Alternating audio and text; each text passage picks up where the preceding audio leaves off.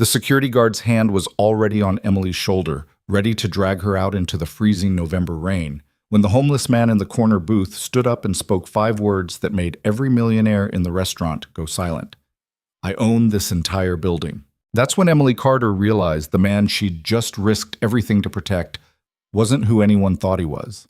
And her decision in the next 60 seconds would either destroy her life completely or change it in ways she couldn't imagine. If you want to see how a single act of kindness can flip someone's world upside down, stay with me until the end of this story. And hey, drop a comment telling me what city you're watching from. I love seeing how far these stories travel. The thing about working at the Obsidian was that you learned pretty fast how invisible you could become. Emily Carter had mastered it, the art of being nobody. At 30 years old, she'd perfected the skill of moving through the restaurant's marble floors like a shadow, refilling champagne glasses and clearing plates without anyone actually seeing her face. The customers didn't want to see her. They wanted the idea of service, not the person providing it. And that was fine. Mostly fine. "Table 12 needs their check," barked Victor Hale, the restaurant manager, as he swept past her without making eye contact. Victor was the kind of man who wore his authority like expensive cologne. Too much, too obvious, choking everyone around him. "And for God's sake, Emily, fix your hair. You look like you slept in a subway station." Emily's hand went automatically to her ponytail, tucking away a loose strand. "Yes, sir." She'd been on her feet for 11 hours. Her shift was supposed to end at 9, but Marcus, the other night server, had called in sick again, which meant Emily got doubled up. Again. Not that she'd complained. She couldn't afford to complain. Not with her mother's hospital bills stacking up like unpaid threats in her mailbox. Not with rent due in 6 days. Not with the check engine light in her 15-year-old Honda glowing like a harbinger of expensive doom. The Obsidian was one of those Manhattan restaurants where the rich came to be seen being rich. Black marble floors, crystal chandeliers that probably cost more than Emily would make in 5 years. Tables spaced far enough apart that conversations stayed private. The kind of place where a single entree could run you $150, and the wine list required a sommelier to translate. Emily hated it. But it paid better than anywhere else that would hire someone with her resume, which was basically, showed up, didn't steal anything, please God, just let me work. She printed the check for table 12. A couple who'd spent the entire meal arguing in vicious whispers about whose fault it was their daughter was failing math, and delivered it with the same invisible efficiency she brought to everything. They didn't say thank you. They never did. "Em, you got a new table. Corner booth, section 7. That was Angela, one of the hostesses, looking harassed as always. Friday nights were hell. "I thought section 7 was closed tonight." "Yeah, well, Victor just opened it." Angela rolled her eyes. "Some walk-in. Victor's pissed because the guy looks like he wandered in from Port Authority, but apparently he's insisting on staying." Emily frowned. The Obsidian didn't really do walk-ins, and they definitely didn't seat people who looked homeless. Victor had made a guy in a perfectly nice polo shirt wait 45 minutes last month because he wasn't wearing a jacket. "What do you mean he looks—" "Just go look and brace yourself. Victor's about 2 seconds from calling security." Emily grabbed a menu and headed toward section 7, which was technically part of the main dining room but tucked into an alcove near the kitchen doors. The less desirable real estate, usually reserved for parties they couldn't turn away but didn't want to showcase. The man sitting in the corner booth looked like he'd been caught in a hurricane. His raincoat, some faded navy thing that had probably been nice a decade ago, was soaked through, dripping onto the leather seat. His jeans were muddy at the knees, his sneakers the kind you'd buy at a discount store, scuffed and splitting at the seams. He had an old grocery bag sitting on the table in front of him, the plastic kind that was half torn, like he'd been carrying it through the streets for hours. But it was his face that stopped Emily cold. He wasn't old, maybe early 30s, around her age, but he looked tired, not sleepy tired, soul tired. The kind of exhaustion that came from carrying weight nobody else could see. Dark hair plastered to his forehead from the rain, strong jawline shadowed with stubble, and eyes that stared at nothing while somehow seeing everything. He looked like someone who'd run out of places to go. "Sir?" Emily approached carefully, the way you'd approach a wounded animal. "Can I get you something to drink?" He glanced up, and for a second, just a flash, something vulnerable crossed his face. Surprise, maybe. Like he hadn't expected anyone to talk to him like a human being. "Water's fine." His voice was rough, quiet. "Thank you." I can bring you some tea as well, if you'd like. It's cold out there tonight. He blinked. Tea would be, that'd be good. Thanks. Emily nodded and turned toward the kitchen, but she'd barely made it 3 steps when Victor's voice cut through the ambient noise of the dining room like a knife through silk.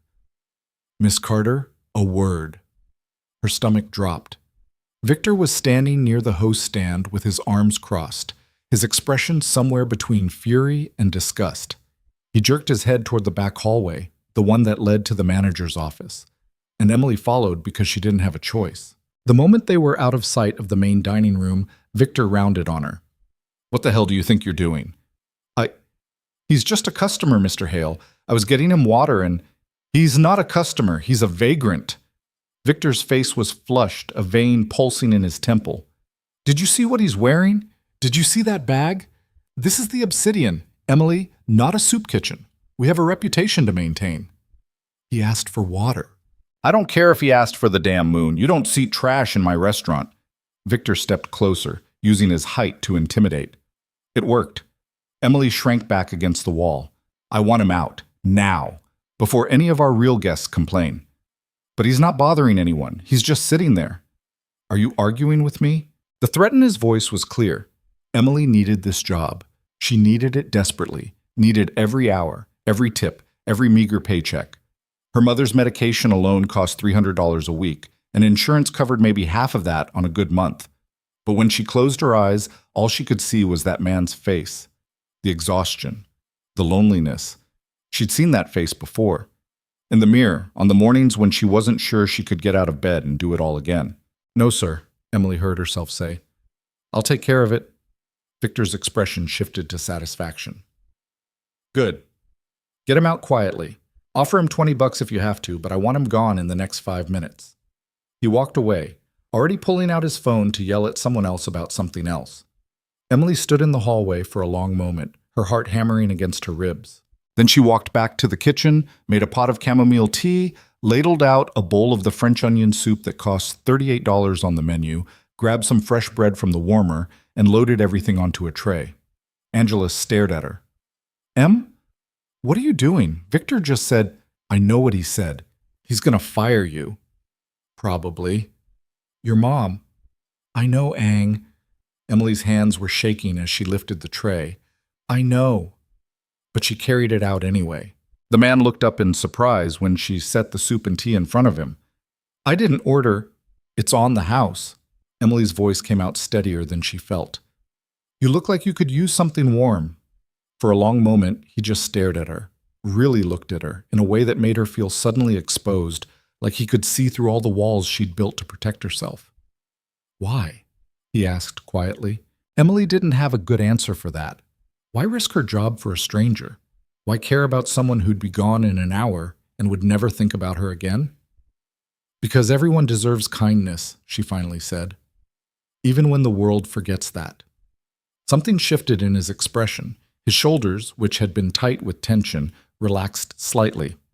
What's your name? Emily. Thank you, Emily.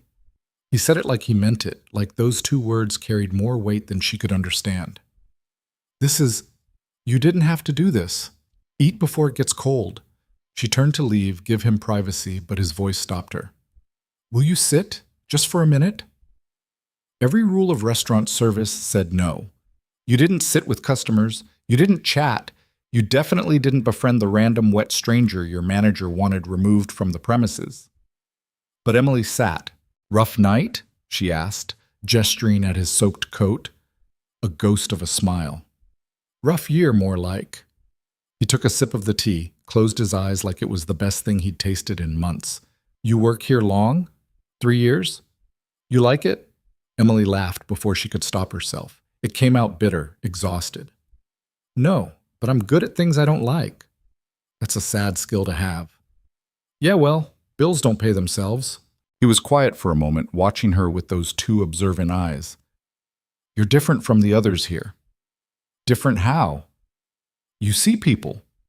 Before Emily could figure out how to respond to that, the energy in the restaurant shifted. The main doors opened, and a group swept in with the kind of presence that demanded attention. 5 men in expensive suits, the kind that cost more than Emily's monthly rent, led by a silver-haired man in his 60s who carried himself like he owned everything he looked at. Emily recognized him immediately. Richard Sterling, real estate developer, tabloid regular, the kind of rich that made other rich people feel poor. He'd been to the Obsidian before, always with an entourage, always loud, always sending back at least one dish just to prove he could. Victor practically sprinted over to greet him, his entire demeanor shifting into obsequious hospitality. "Mr. Sterling, what an honor. Your usual table is ready. Is that a homeless man in my restaurant?" Sterling's voice carried across the entire dining room. Conversation stopped. Silverware paused midair. He was staring directly at Emily's table.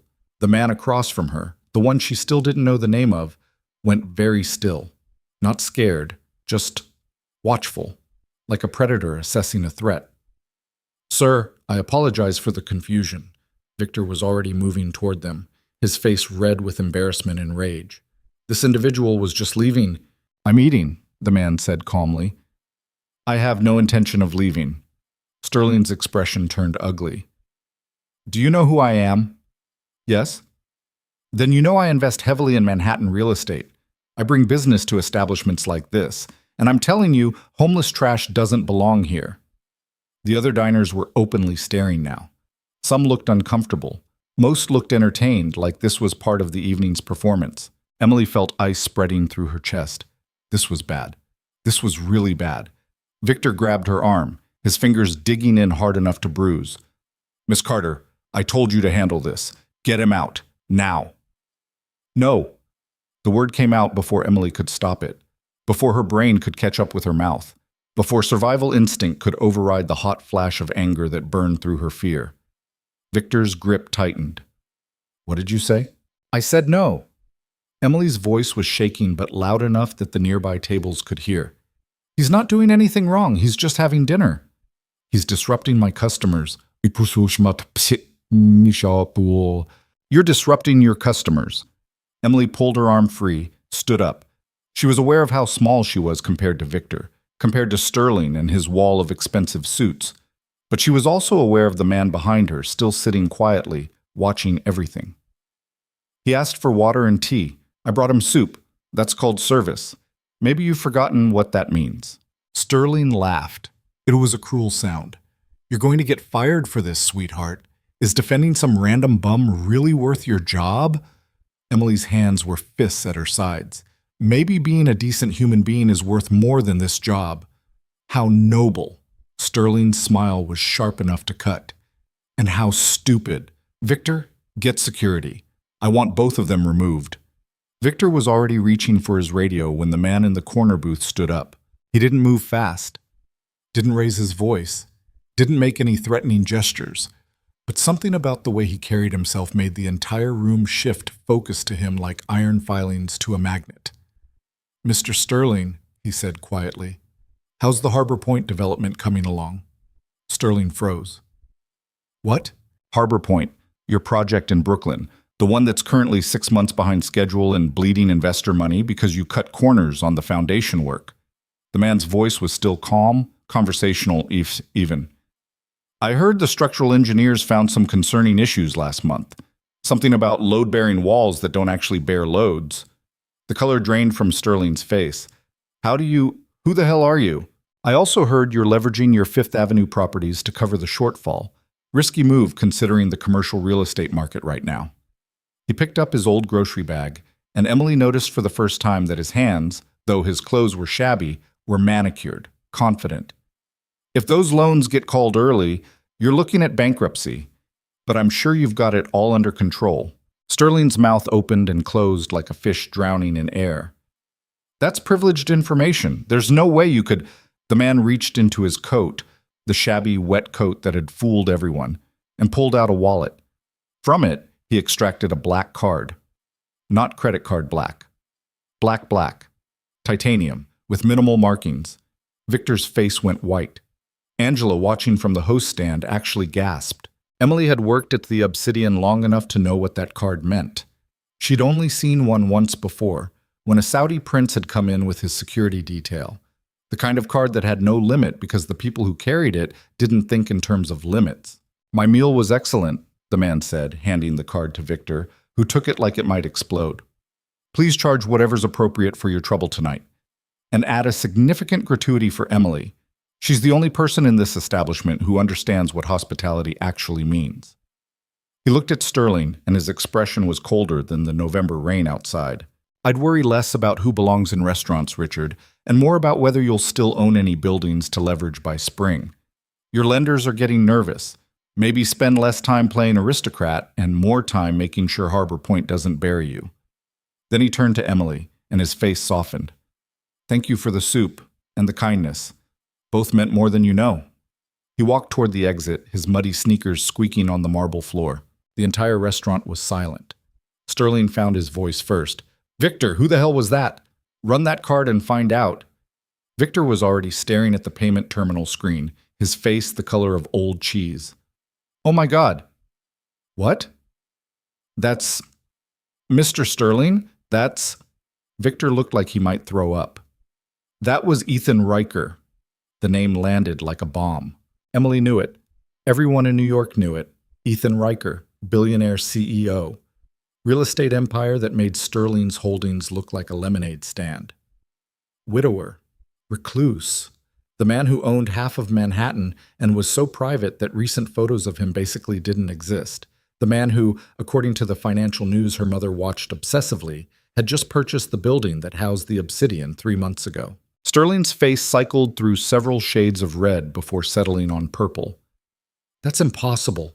Ethan Riker doesn't. He would never... He owns this building, Victor whispered. He owns this entire building. He's our landlord. He's... Oh, God. Oh, God, I just tried to throw out our landlord. One of Sterling's associates was frantically typing on his phone. Boss, I'm looking at the Harbor Point financials and... Shit. How does he know about the engineering reports? Those are sealed. Because he probably owns the engineering firm, Sterling hissed. Or the bank. Or both. Jesus Christ. Emily stood frozen in the middle of the dining room, her brain trying to process what had just happened. The homeless man wasn't homeless. The vagrant Victor had ordered her to remove was a billionaire, and she'd served him soup. Victor rounded on her, and for a second she thought he might actually hit her. Do you have any idea what you've done? You sat with him. You talked to him. I treated him like a human being, Emily said quietly, which is apparently more than anyone else here managed. He was testing us, Victor's voice cracked. Don't you get it? He came in disguised, looking like that, to see how we'd treat him. And you, and I, and... He grabbed his radio again. Security? Never mind. Cancel that. Angela appeared at Emily's elbow, gripping her arm. Em, are you okay? I don't know. Sterling was already heading for the exit, barking orders at his associates, his entire evening ruined. The other diners had returned to their meals, but the energy in the room had shifted. People were whispering, phones were out, the story already spreading. Did you hear? Ethan Riker came in disguised as a homeless man. Some waitress actually stood up to Richard Sterling. Victor Hale almost threw out a billionaire. Emily's legs felt weak. She sat down at the nearest empty table before they could give out. Victor was pacing now, muttering to himself, his career probably flashing before his eyes. Okay, it's fine. He paid. He didn't make a scene. He seemed pleased with the service, right? That's good. His phone rang. He answered it without checking the caller ID, which was his first mistake. Obsidian, Victor Hale speaking. Emily watched his face go through another color transformation. White to gray to green. Yes, sir. Yes. I understand. No, of course. Tomorrow? Yes, absolutely. I'll have the records ready. Yes, sir. Thank you, sir. He hung up, looked at Emily. Pack your station, he said hollowly. You're done for the night. Am I fired? I don't know. That was Riker's executive assistant. Mr. Riker wants to see you tomorrow morning, 10 a.m., at his office in Midtown. Angela's grip on Emily's arm tightened. Holy shit! Did he say why? Emily asked. No, just that your presence is requested. Victor's laugh was slightly hysterical. So either you're about to get the biggest tip of your life or he's going to sue you for, I don't even know what. Unauthorized soup distribution? Emily stood up slowly. Her whole body felt numb. What about you? Me. I'm probably getting fired, or evicted, or both. Victor slumped against the wall. 20 years in this business, 20 years, and I almost threw out Ethan Riker because he had mud on his shoes. Emily should have felt vindicated, should have felt satisfaction at watching her tyrannical boss unravel. Instead, she just felt tired. She grabbed her coat from the back, said goodbye to Angela, and walked out into the freezing November night. The rain had stopped, but the streets were slick and reflecting the city lights in fractured patterns. Emily stood on the sidewalk outside the Obsidian and tried to make sense of what had just happened. A billionaire had walked into her life disguised as someone broken. She'd shown him kindness, not because she knew who he was, but because it was the right thing to do.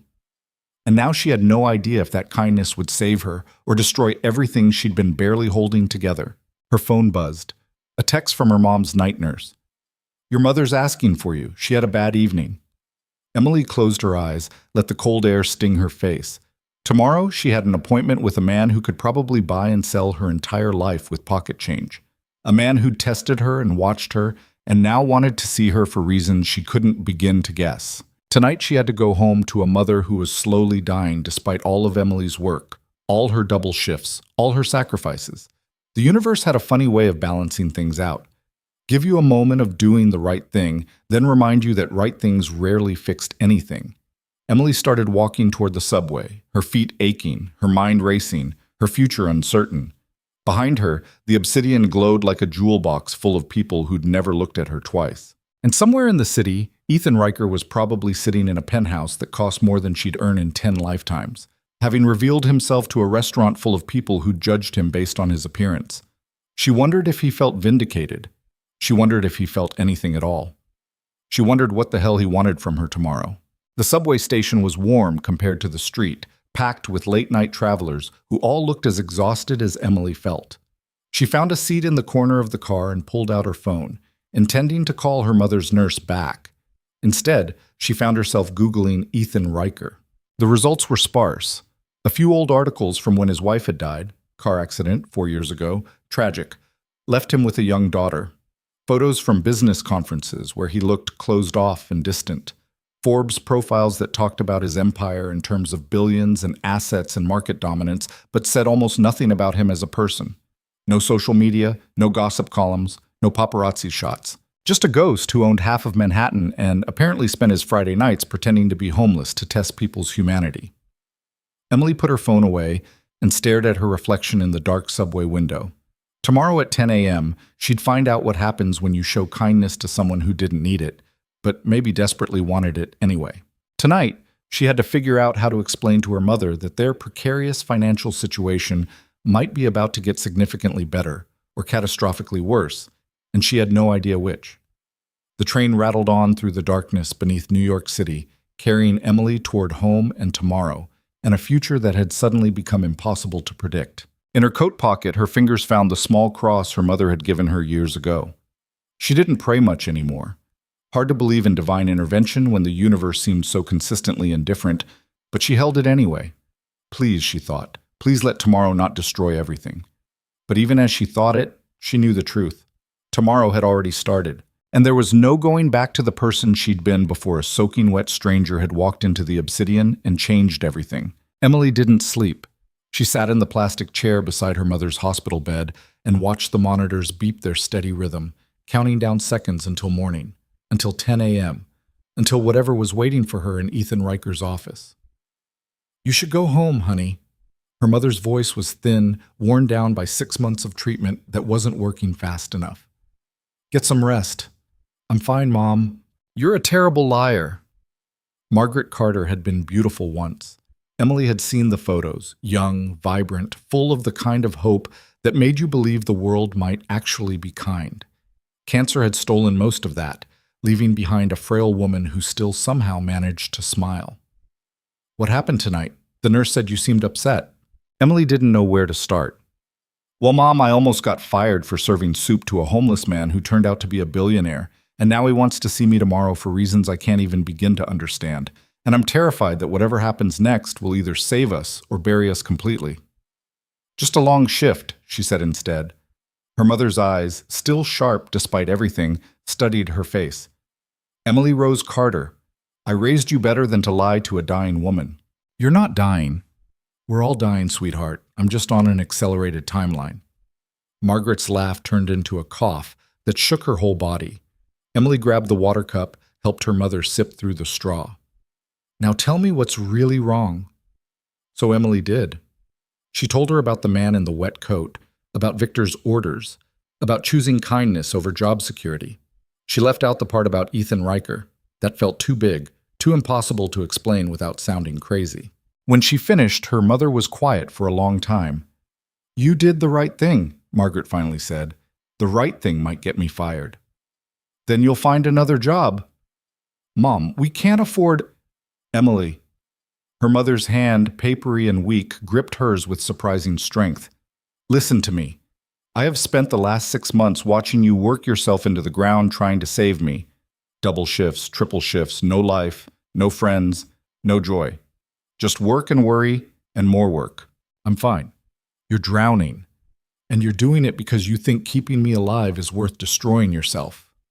Margaret's eyes filled with tears. But baby, I'm not worth that. Nobody is. Don't say that. It's true. And tonight, when you had to choose between your job and doing something kind for a stranger, you chose kindness.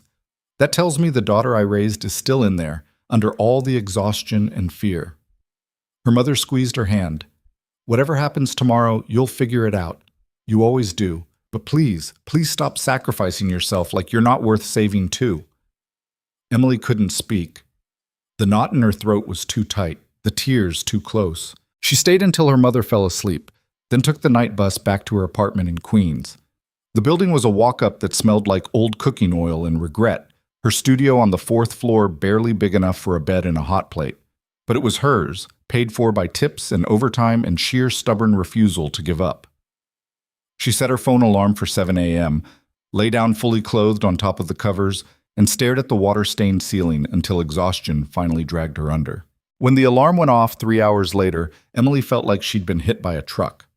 She showered in the tiny bathroom with the shower head that only produced lukewarm water, tried to make herself look presentable with the limited wardrobe of someone who owned exactly 2 outfits that weren't restaurant uniforms. She settled on black slacks and a gray blouse that she usually saved for job interviews, pulled her hair back in a neat ponytail, covered the dark circles under her eyes with makeup she rarely wore.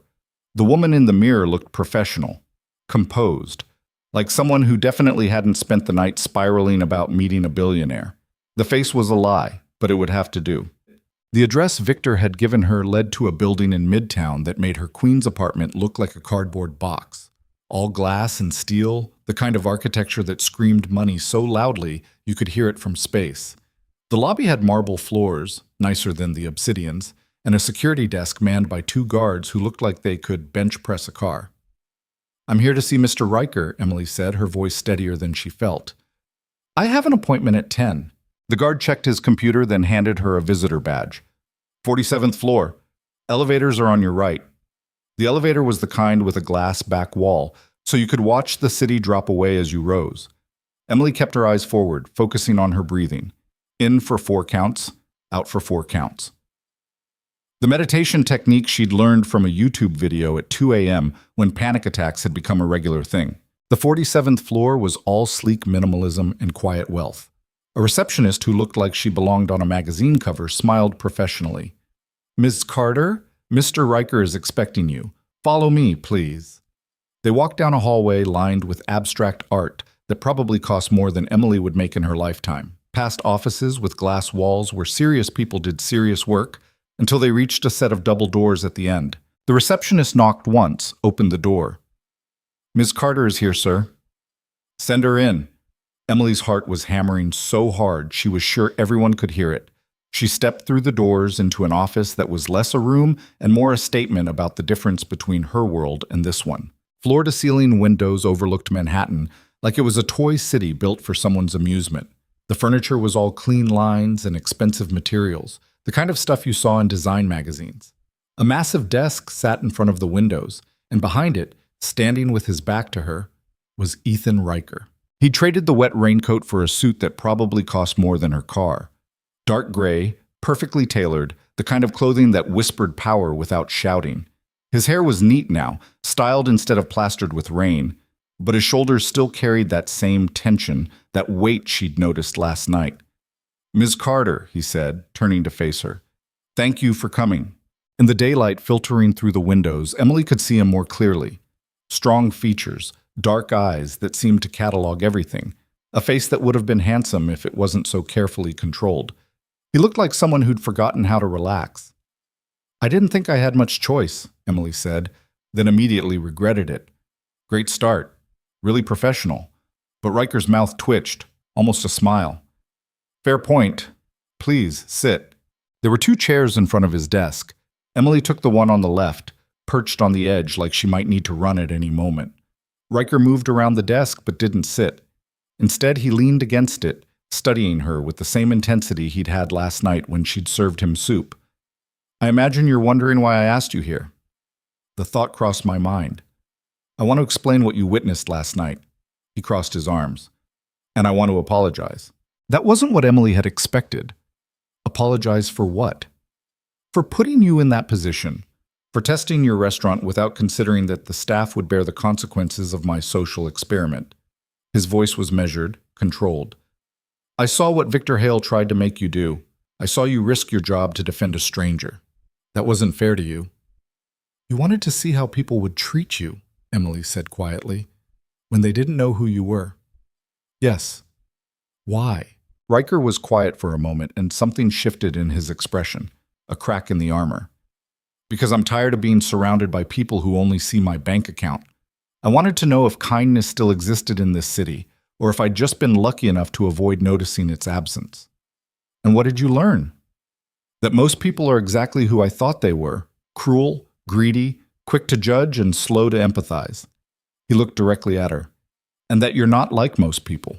Emily didn't know what to say to that. Her hands were twisting in her lap, nervous energy with nowhere to go. "I own the building that houses the Obsidian," Riker continued. "I purchased it 3 months ago as part of a larger acquisition. I've been reviewing the property's financials and noticed some concerning patterns in how the restaurant operates." Her stomach dropped. "What kind of patterns?" "The kind that suggest your manager has been cutting corners on employee wages and pocketing the difference. Health code violations that were never reported. Staff complaints that disappeared without investigation." Riker pulled a folder from his desk, slid it across to her. "I've been building a case to terminate the lease, but I needed to see the operation in person before making that decision." Emily opened the folder with shaking hands. Inside were documents, spreadsheets, copies of complaints she'd filed months ago about unpaid overtime. Complaints she'd thought went nowhere. "You've been watching us. I've been doing due diligence." Riker's voice was steady. "And what I saw last night confirmed what the data suggested. Victor Hale runs that restaurant like a tyrant, treats his staff like disposable assets, and creates an environment where cruelty is rewarded and kindness is punished." "So you're shutting us down?" "Yes." Emily's hands clenched around the folder. All those hours, all that work, all the tips she'd scraped together to keep her mother alive, gone. "When?" "End of the month." 3 weeks. She had 3 weeks to find a new job that paid as well as the Obsidian, in a city where restaurants were closing faster than they opened, while taking care of a mother who needed 24-hour care and medication that cost more than most people's rent. The panic must have shown on her face because Riker held up a hand. "I didn't bring you here to fire you, Ms. Carter." "Then why am I here?" "Because I want to offer you a job." Emily blinked. "What?" Riker moved back around the desk, pulled out a document, set it in front of her. "I'm planning to reopen the Obsidian under new management with a completely different concept. A restaurant that actually lives up to what hospitality is supposed to mean. Warm, inclusive, focused on making people feel valued regardless of their bank account balance." That's a nice idea, but I want you to run it." The words didn't make sense. Emily stared at him, waiting for the punchline, for this to turn into some elaborate joke. "You want me to what?" "Run it. Be my partner in rebuilding the restaurant from the ground up." Riker's expression was serious, intense. "Last night, I watched you risk everything to defend someone you thought had nothing. You showed more integrity in 5 minutes than most people show in a lifetime. That's who I want leading this project. I'm a waitress. I don't know anything about running a restaurant. You know about service, you know about treating people with dignity. Everything else can be learned or hired. He gestured to the document. I'm offering you a position as co-owner and general manager. 50-50 split on profits after operating costs. Full benefits, including health insurance that would cover your mother's treatment. Emily's heart stopped. What did you just say? I know about your mother, Ms. Carter. I know you've been working double shifts to pay for her medication. I know you're drowning in medical debt. His voice softened slightly. This is a legitimate business offer, not charity. But I'd be lying if I said I hadn't structured the benefits package with your situation in mind. She couldn't breathe. This wasn't real. This was some fever dream, some exhaustion-induced hallucination. Billionaires didn't offer waitresses partnerships in restaurants. They didn't care about sick mothers or medical debt or employees who couldn't afford to quit jobs that were killing them. Why? The word came out broken. Why would you do this? Riker was quiet for a long moment. When he spoke, his voice carried a weight that suggested he was telling a truth he didn't share often. 4 years ago, my wife died in a car accident. I was left alone with a 3-year-old daughter I barely knew how to talk to because I'd been too busy building an empire to build a family. He looked out the window at the city below. In the months after her death, I became someone I didn't recognize, cold, isolated, surrounded by people who wanted things from me but didn't actually see me. Emily waited, not daring to interrupt. Last night, when you defended me in front of that entire restaurant, you didn't know who I was. You didn't know what I could do for you, or to you. You just saw someone who was being treated unfairly, and you stepped in. He turned back to her. That kind of instinct, that fundamental decency, is rare. And it's exactly what I need for this project. I don't understand what you're asking me to do. I'm asking you to help me build something that matters. A restaurant that treats people the way you treated me, with kindness, regardless of who they are or what they can offer in return. He moved to the window, stared out at Manhattan. I'm tired of owning things, Ms. Carter. I want to create something that actually makes the world slightly less cruel, and I think you can help me do that. Emily looked down at the document in front of her. The numbers blurred through tears she hadn't realized were forming. Health insurance that would cover her mother's treatment, a salary that was triple what she made at the Obsidian, a partnership in a business with one of the wealthiest men in New York. It was too much, too good, too impossible. What if I'm not what you think I am? She asked quietly. What if I fail? Then we fail together. Riker turned back to face her. I'm not looking for perfection, Ms. Carter. I'm looking for someone who gives a damn about doing the right thing, even when it costs them something. You've already proven you're that person. Emily's hands were shaking as she picked up the document, actually reading it this time. The legal language was dense, but the key points were clear. 50% ownership. Final say on hiring and firing. Health benefits that covered pre-existing conditions. A signing bonus that was more money than she'd made in the last 2 years combined. There has to be a catch, she whispered. No catch, just hard work, long hours, and the challenge of building something from nothing. Riker paused. And putting up with me, which my daughter assures me is more difficult than it should be. Despite everything, Emily almost laughed. Your daughter? Lily. She's 7, smart as hell and terrifyingly perceptive. Something shifted in Riker's expression when he mentioned her. The cold businessman facade cracked, revealing something warmer underneath. She's the reason I did the test last night.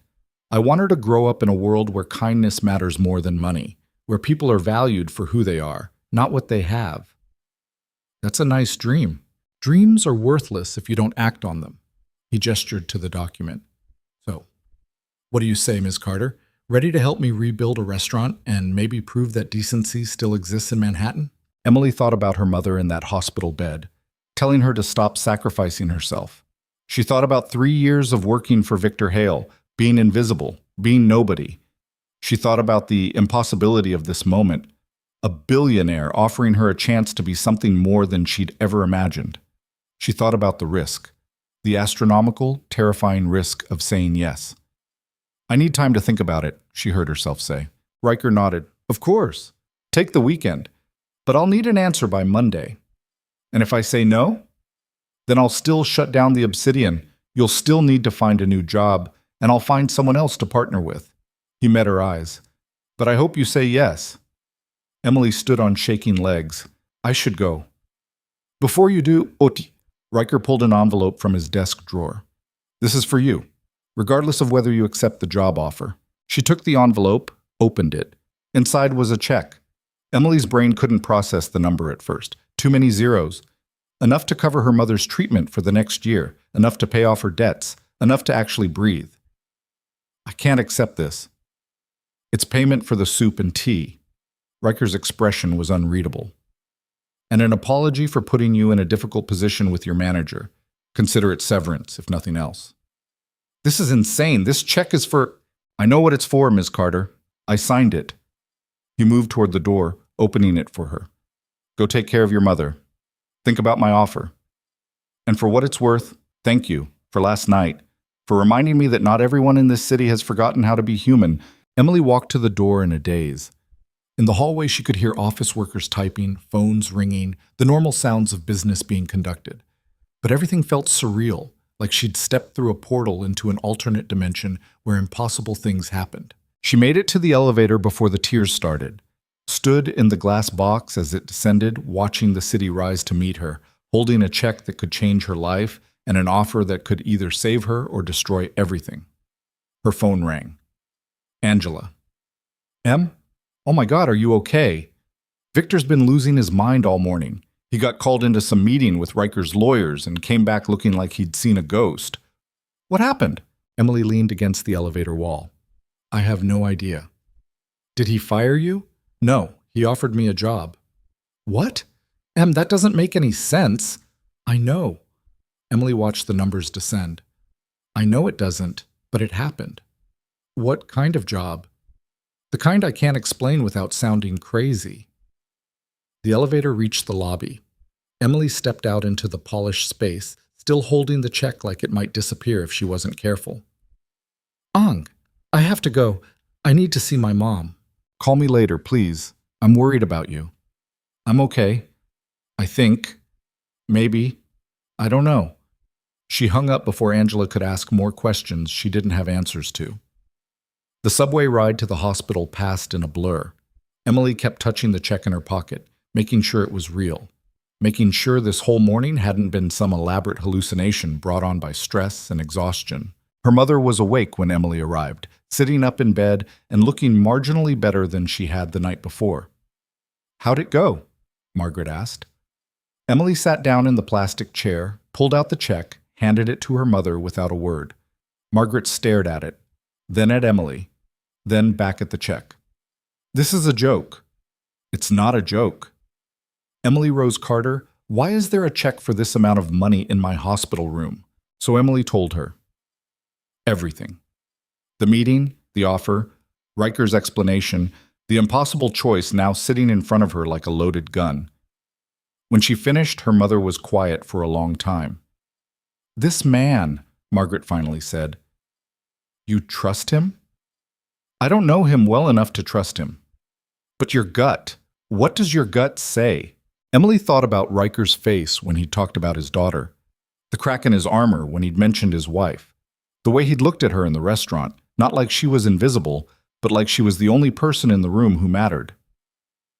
I think he's lonely, she said quietly. I think he's someone who has everything and nothing at the same time, and I think he's serious about wanting to build something that matters. And this offer, this partnership, could be the best thing that ever happened to me, or it could be a disaster that leaves me worse off than I started. Margaret folded the check carefully, handed it back to Emily. Then you know what you have to do. Mom, you take the leap, baby. You take the risk. Because safe hasn't gotten you anywhere except exhausted and drowning. Her mother gripped Emily's hand. And if it goes badly, if this billionaire turns out to be crazy or cruel or just bored, then you'll figure it out, like you always do. But at least you'll know you tried. What if I fail? Then you fail. But you'll fail doing something brave instead of dying slowly at a job that doesn't value you. Margaret's eyes were fierce. I didn't raise you to play it safe, Emily.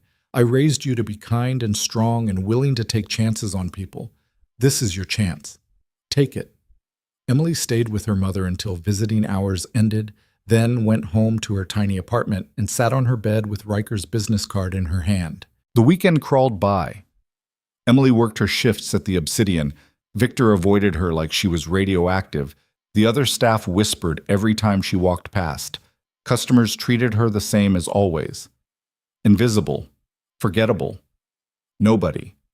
But Sunday night, lying in bed and staring at the ceiling, Emily made her decision. Monday morning at 9 a.m., she called the number on Riker's card. His assistant answered. Mr. Riker's office. This is Emily Carter. I'm calling about... Ms. Carter? Yes. Mr. Riker's been expecting your call. Please hold. The hold music was classical, something dramatic and sweeping that felt appropriate for a moment that was about to change her entire life. Then Riker's voice. Ms. Carter? I'll do it, Emily said before she could lose her nerve. I'll take the job. I'll be your partner. I'll help you rebuild the restaurant. A pause. Then, I'm glad. He sounded like he meant it, like this actually mattered to him. When do we start? Emily asked. Tomorrow. Come to the office at 9. We have a lot of work to do. Mr. Riker? Call me Ethan. We're partners now. Emily took a breath. Ethan, thank you. For this chance, for seeing me when nobody else did. You made yourself visible, Emily, by being exactly who you are. His voice was warm now, less controlled. I'll see you tomorrow. The call ended. Emily sat in her tiny apartment and let the reality settle over her like snow. She'd just become a business partner to a billionaire. She'd just taken a leap that would either save her life or ruin it completely. And for the first time in years, she felt something she'd almost forgotten existed. Hope. The next morning, Emily showed up at Riker Tower wearing the same gray blouse and black slacks because they were literally the only professional clothes she owned. The security guard recognized her this time, waved her through without checking ID. She was 15 minutes early, anxious energy with nowhere to go. The receptionist on the 47th floor smiled like they were old friends. Mr. Riker's in the West Conference Room. I'll take you. The West Conference Room had the same floor-to-ceiling windows, the same view of Manhattan spread out like a promise. But instead of the sleek minimalism of Riker's office, this space was chaos. Architectural drawings covered every surface. Fabric samples were pinned to boards. Paint swatches littered the table. Ethan stood in the center of it all, sleeves rolled up, tie loosened, looking more human than he had in the suit. He glanced up when Emily entered.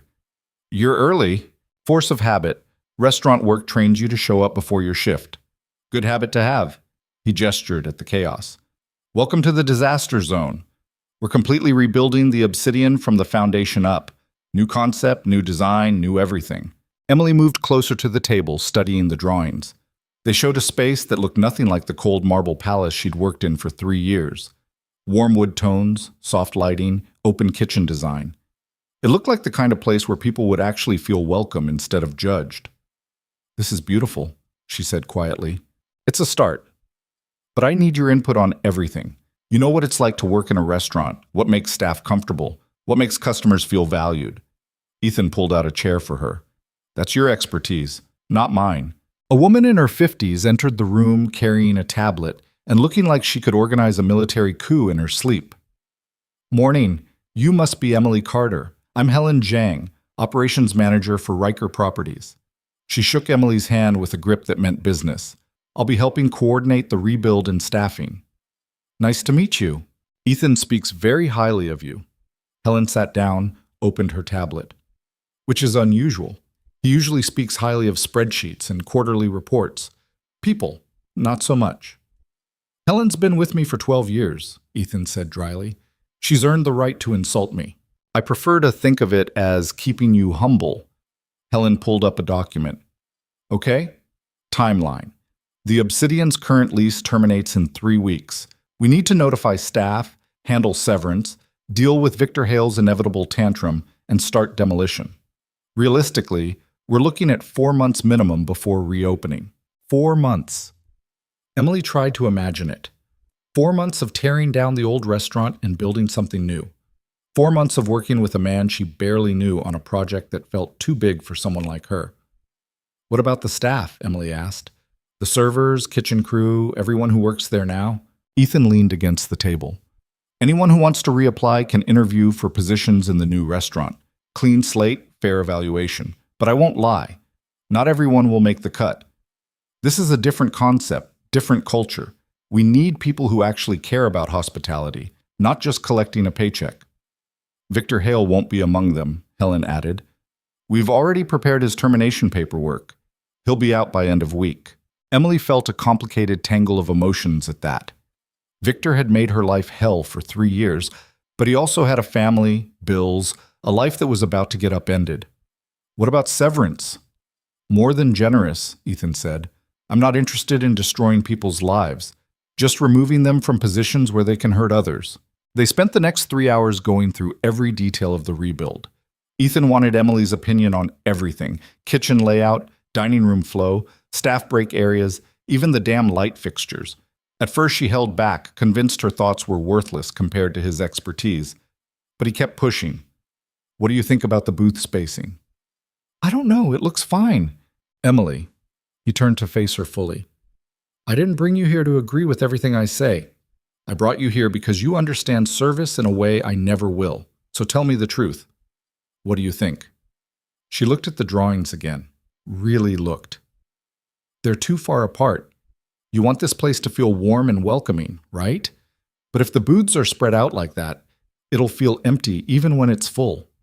People will feel isolated instead of part of something. Ethan studied the plans, then nodded. You're right. Helen, make a note. Reconfigure the booth spacing. Already on it, Helen said, typing rapidly. By noon, Emily's head was spinning with paint colors and menu concepts and staffing projections. They broke for lunch, sandwiches that Ethan's assistant brought in, because apparently billionaires didn't actually leave their offices to eat. How's your mother? Ethan asked, catching Emily off guard. Better? The check you gave me?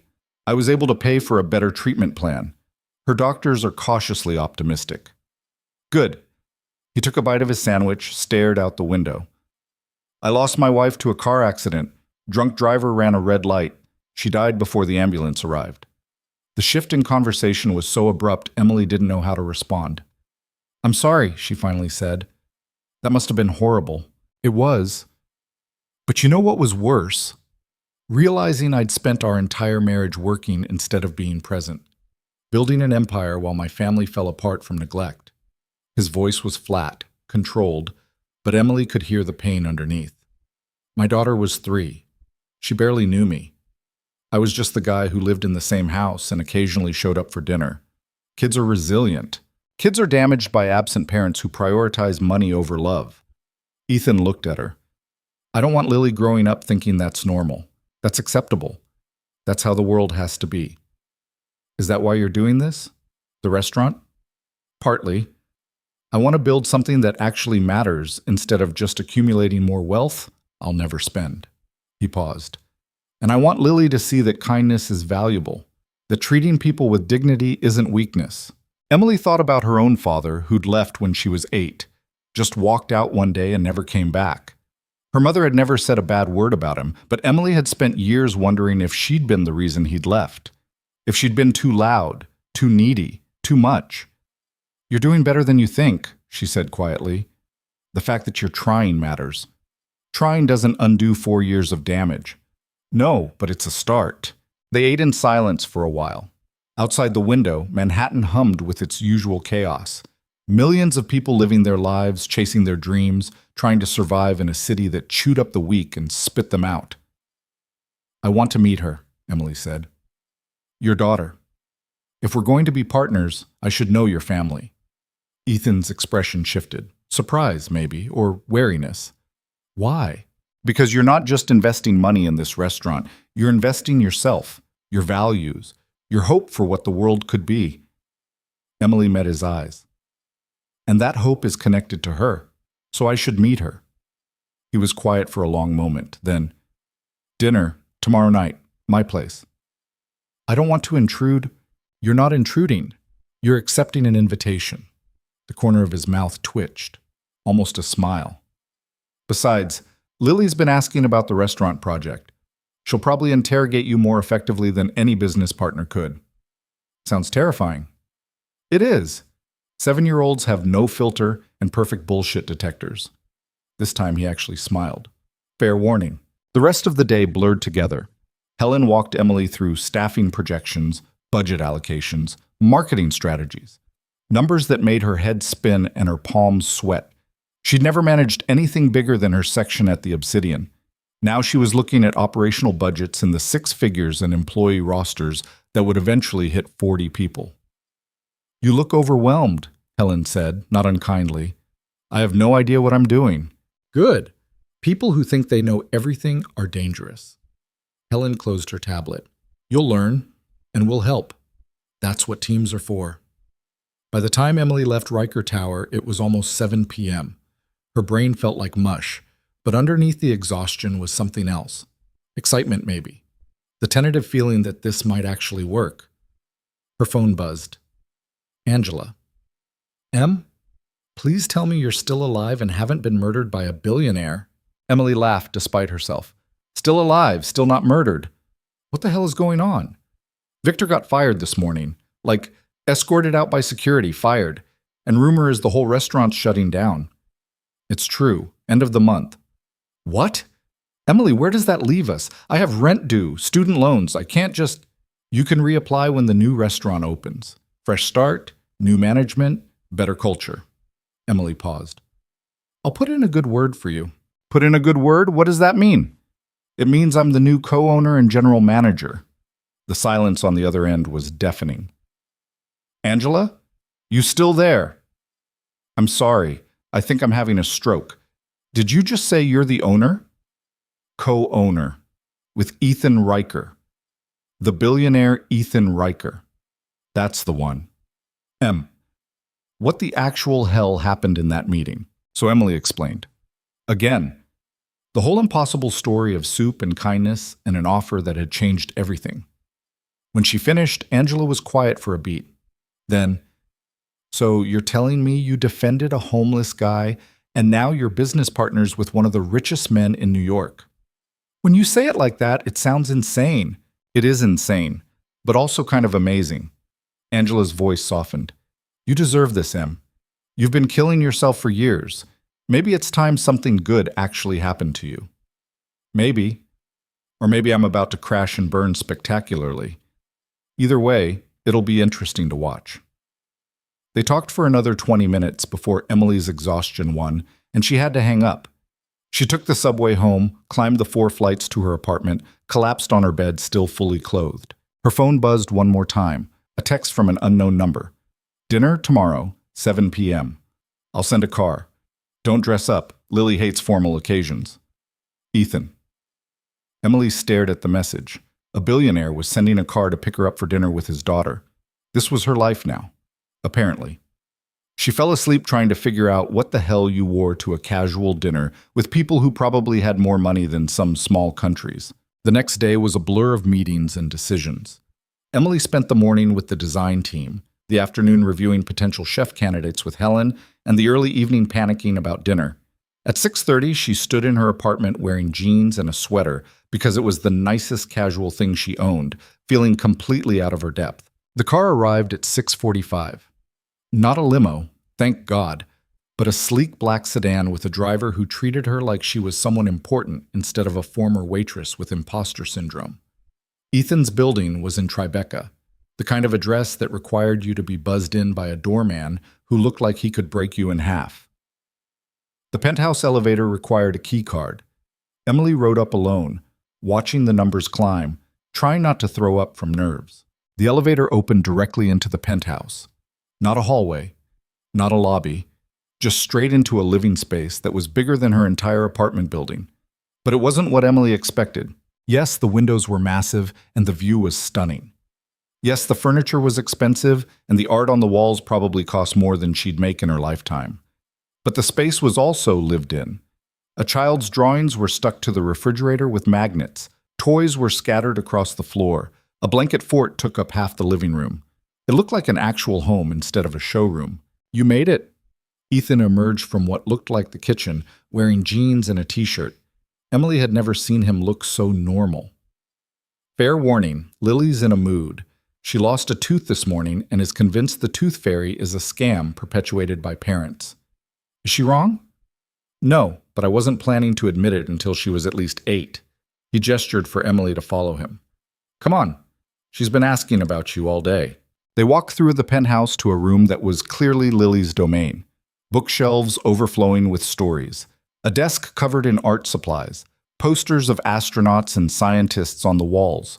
Lily Riker sat on her bed, surrounded by stuffed animals, glaring at a book like it had personally offended her. She looked like a miniature version of her father, dark hair, serious eyes, sharp features that would probably be beautiful when she grew up. Lily, this is Emily Carter, my business partner. Lily looked up, studied Emily with the kind of intense scrutiny usually reserved for police interrogations. You're the soup lady, Emily blinked. I'm sorry? Dad told me about you. You gave him soup when everyone else was being mean. Lily set down her book. That was nice. Thank you. Do you like dinosaurs? The question came out of nowhere. Emily glanced at Ethan, who just shrugged. I think they're pretty cool, Emily said carefully. Good. People who don't like dinosaurs can't be trusted. Lily hopped off the bed, grabbed Emily's hand like they'd known each other for years. Come on, I want to show you my tooth. She dragged Emily back to the kitchen where a tiny tooth sat in a clear container on the counter. See? I lost it during breakfast. Dad said the tooth fairy would come tonight, but I know that's fake. Lily looked up at her father with an expression of pure skepticism. Adults think kids are dumb, but we're not. You're definitely not dumb, Emily agreed. Exactly. So I told Dad he should just give me the money himself instead of pretending some fairy breaks into our house. Ethan looked pained. Lily, we talked about this. Dad wants me to believe in magic, but magic isn't real. Science is real. Lily crossed her arms. Right, Emily? Emily found herself caught between a 7-year-old's logic and a father's desperate desire to preserve childhood wonder. I think science is real, but I also think there are things we can't explain yet. Maybe the tooth fairy is really good at hiding her scientific methods. Lily considered this. Like quantum physics? Sure, like quantum physics. Okay, I'll accept that theory for now. Lily turned to her father. Can we have dinner now? I'm starving. Dinner was surprisingly normal. Pasta that Ethan had actually cooked himself, salad, bread. They ate at the kitchen island instead of some formal dining room, and Lily dominated the conversation with questions about dinosaur extinction, why adults drank coffee if it tasted bad, and whether Emily had ever met anyone famous. My dad's famous, Lily said matter-of-factly, but he doesn't like it. He says people are weird about money. People are weird about money, Ethan said. Why? Because most people don't have enough of it, and some people have way too much of it, and everyone's uncomfortable talking about the imbalance. Lily frowned. That's stupid. You should just give money to people who need it. It's more complicated than that, sweetheart. Why? You have money. Some people don't. Give them yours. She looked at Emily. Right? Emily found herself smiling despite the philosophical minefield they'd wandered into. Your daughter has excellent points. She usually does. It's exhausting. But Ethan's expression was soft when he looked at Lily. Proud. Okay, kiddo, finish your pasta so you can show Emily your space project before bedtime. After dinner, Lily dragged Emily to her room and spent 45 minutes explaining her science fair project about Mars colonization with the kind of detail usually reserved for graduate-level research. Emily listened, asked questions, and realized she was watching a kid who was probably going to change the world someday. When Lily finally yawned, Ethan appeared in the doorway. Bedtime, Lily. But I haven't shown Emily my telescope yet. Tomorrow. If she wants to come back. Lily turned to Emily with hopeful eyes. Will you come back? If your dad says it's okay. Of course it's okay, Ethan said. Emily's always welcome here. Lily hugged Emily goodnight, a fierce, unselfconscious embrace that made Emily's chest tight. Then she climbed into bed, already half asleep before her head hit the pillow. Ethan walked Emily back to the living room, poured 2 glasses of wine without asking if she wanted any. Sorry if she overwhelmed you. Lily doesn't really do subtlety. She's incredible, Emily said honestly. Smart and curious and completely herself. She's the best thing I've ever done. Which is ironic, considering I nearly destroyed our relationship by being an absent workaholic for the first 3 years of her life. He handed Emily a glass. After my wife died, I had to actually learn how to be a father. It was the hardest thing I've ever done. You're doing a good job. Most days I'm just trying not to screw her up too badly. Ethan sat down on the couch, gestured for Emily to join him. She likes you. That's rare. Lily's usually skeptical of new people. I think she was mostly interested in whether I'd validate her tooth fairy theories. And you expertly dodged by invoking quantum physics. Well played. He took a sip of wine. Thank you for coming tonight, for meeting her. I know this whole situation is strange. Strange is one word for it. Emily looked around the penthouse. This morning I was terrified I'd made a huge mistake, that I was in over my head and about to drown. And now? Now I'm still terrified, but also excited and confused and grateful. She met his eyes. Why are you really doing this, Ethan? The restaurant, the partnership, all of it. What do you actually want? He was quiet for a long time, staring into his wine glass like it held answers. I want to matter. Not as a bank account or a portfolio or a name on a building. I want to create something that makes people's lives better in a tangible way. He paused. And I want Lily to grow up seeing that kindness has value, that treating people with dignity isn't foolish or weak, that the world can be better than it is. That's a lot to ask from a restaurant. Maybe, but it's a start. He looked at her. You're a part of that now, whether you intended to be or not. Emily felt the weight of that responsibility settle over her shoulders. What if I let you down? Then we figure it out together. That's what partners do.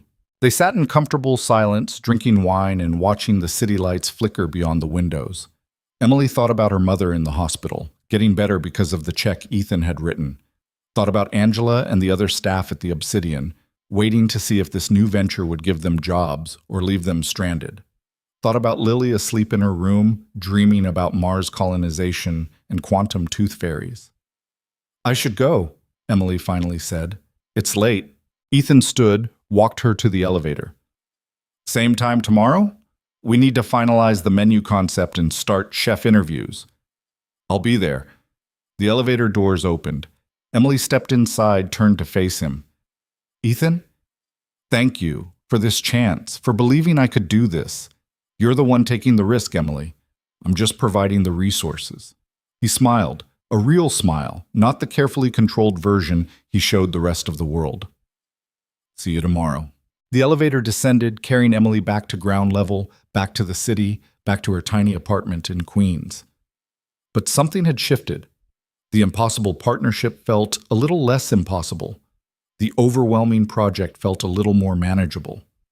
And for the first time since this whole thing started, Emily let herself believe it might actually work. She made it home past midnight, exhausted but wired. Sleep felt impossible. Her brain was too full of menu concepts and design plans, and the memory of a 7-year-old explaining Mars colonization like it was the most important thing in the world. Her mother called just as Emily was considering whether caffeine at 1 a.m. was a terrible idea. How'd it go? Margaret asked. She sounded stronger. The new treatment was working. I met his daughter. She's 7 and smarter than most adults I know. And the father? Emily thought about Ethan on the couch, wine glass in hand, talking about wanting to matter, about trying to be a better father, about building something that actually meant something instead of just accumulating wealth. He's complicated, she said. Lonely, I think, trying to figure out how to be human again after years of just being successful. Sounds familiar. What's that supposed to mean? You've been doing the same thing, baby. Working yourself into the ground, forgetting how to be anything except tired and scared. Her mother's voice was gentle. Maybe you're both learning how to live again, together. Emily didn't know what to say to that. The idea felt too big, too profound for 1 a.m. on a Tuesday. Get some sleep, Mom. You too, sweetheart. And Emily, I'm proud of you. For taking this chance. For being brave. The call ended. Emily sat in her dark apartment and let her mother's words settle into her bones. Brave. She'd never thought of herself as brave. Surviving wasn't the same as courage.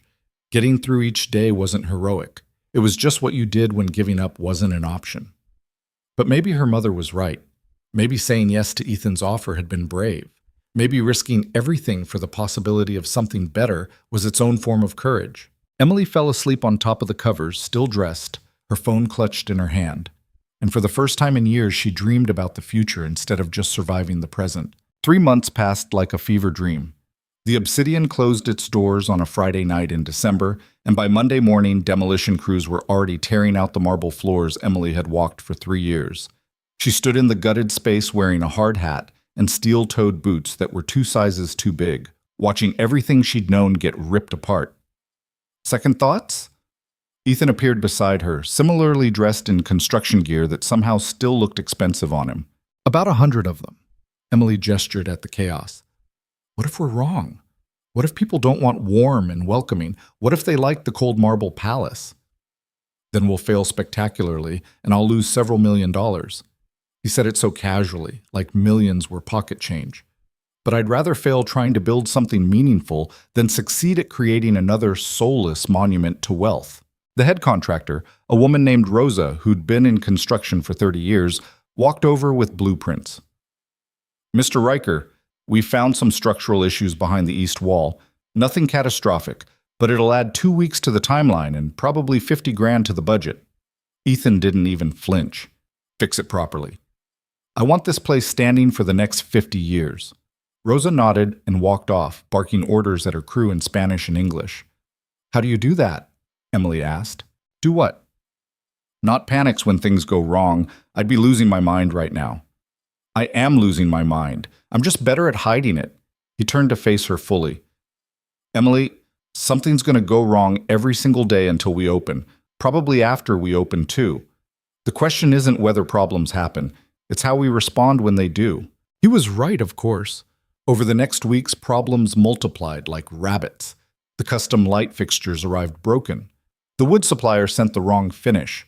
2 of their top chef candidates accepted other positions. The health inspector found issues with the ventilation system that required a complete redesign. Emily learned to handle crisis after crisis, making decisions she never thought she was qualified to make. And somehow, slowly, the restaurant began to take shape. They'd settled on a name after weeks of debate. The Golden Crane. Ethan's idea, based on a story his wife used to tell Lily about a magical crane that brought good fortune to kind people. Emily had loved it immediately, warm, hopeful, the kind of name that felt like a promise. The interior was everything the Obsidian hadn't been.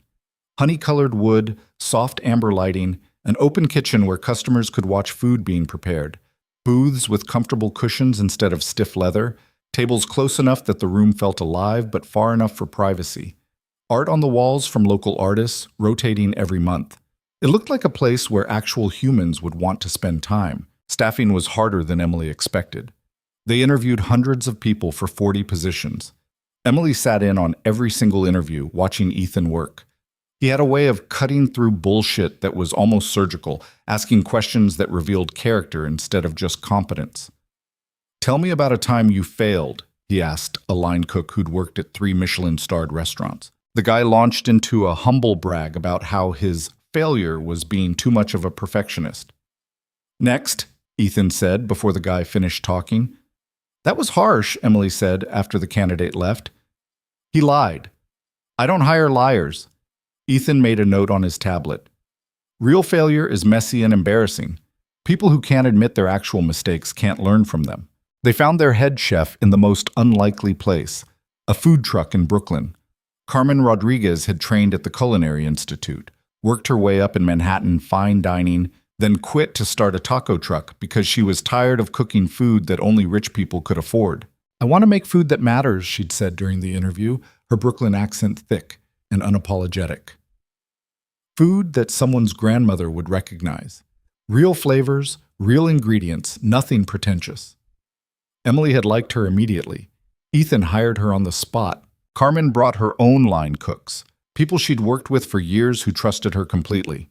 Together, they built a menu that was exactly what they'd envisioned, elevated comfort food, dishes that felt like home instead of a culinary obstacle course. Angela got hired as head server, which made Emily irrationally happy.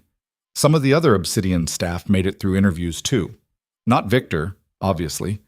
He'd threatened to sue Ethan for wrongful termination, then mysteriously dropped the lawsuit when his lawyer explained that documentation of wage theft was a bad foundation for legal action. Emily didn't feel sorry for him. She felt sorry for whoever hired him next. By February, the Golden Crane was starting to look real. The construction was mostly done, the kitchen equipment installed, the staff trained. They did soft openings, friends and family nights where they tested recipes and worked out kinks in service. Lily came to one of these test nights with Ethan and spent the entire evening critiquing the dessert menu with the seriousness of a food critic. "The chocolate cake is good, but it needs more salt," she announced to Carmen, who was about twice her size and covered in tattoos. Carmen didn't laugh or dismiss her. She grabbed a notebook, wrote it down. "You're right, kiddo. Good catch." Lily beamed like she'd won a Nobel Prize. Emily watched from across the room, feeling something warm and unfamiliar in her chest.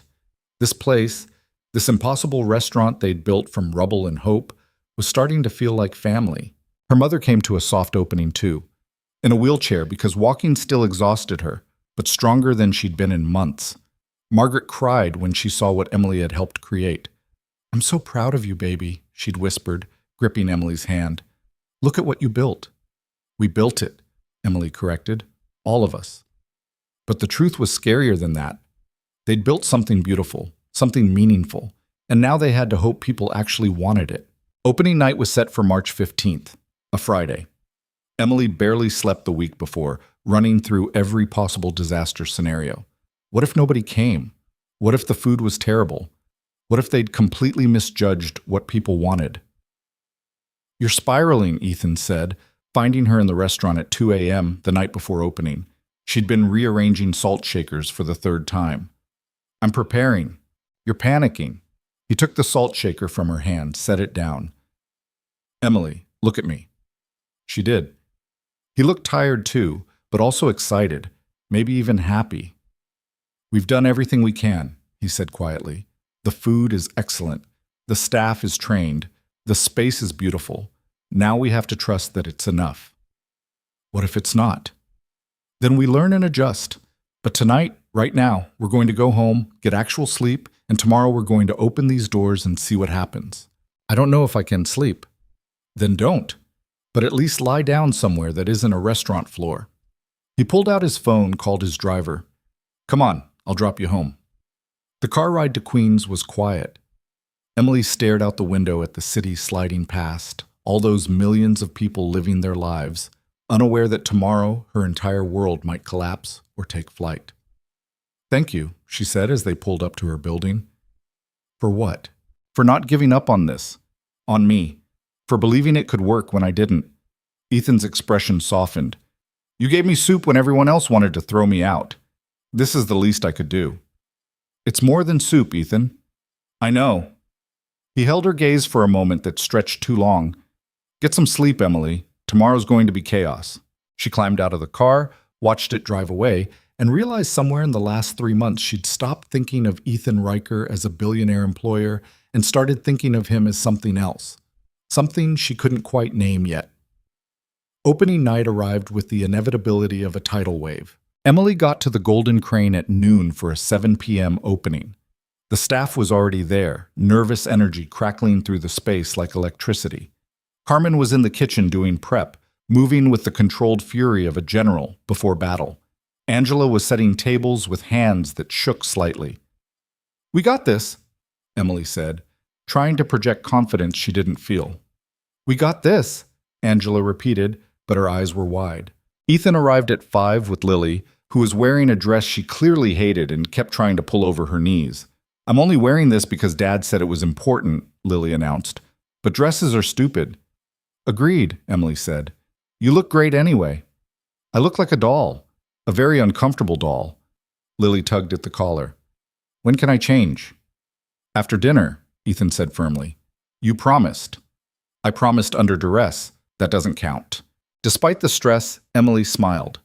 Lily had been coming to the restaurant almost every day during construction, appointed herself unofficial quality control. She'd tested every dessert, critiqued every design choice, and treated the whole project with the gravity it deserved. At 6:30, the staff gathered in the dining room. 40 people who'd taken a chance on this crazy idea. Emily looked at their faces, nervous, excited, hopeful, and felt the weight of responsibility crash over her. "I'm not good at speeches," she started. then stopped. Actually, I'm terrible at speeches, but I want to say something anyway. Everyone quieted, watching her.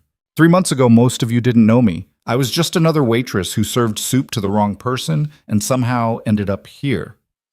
Scattered laughter. And now we're about to open a restaurant that everyone said wouldn't work.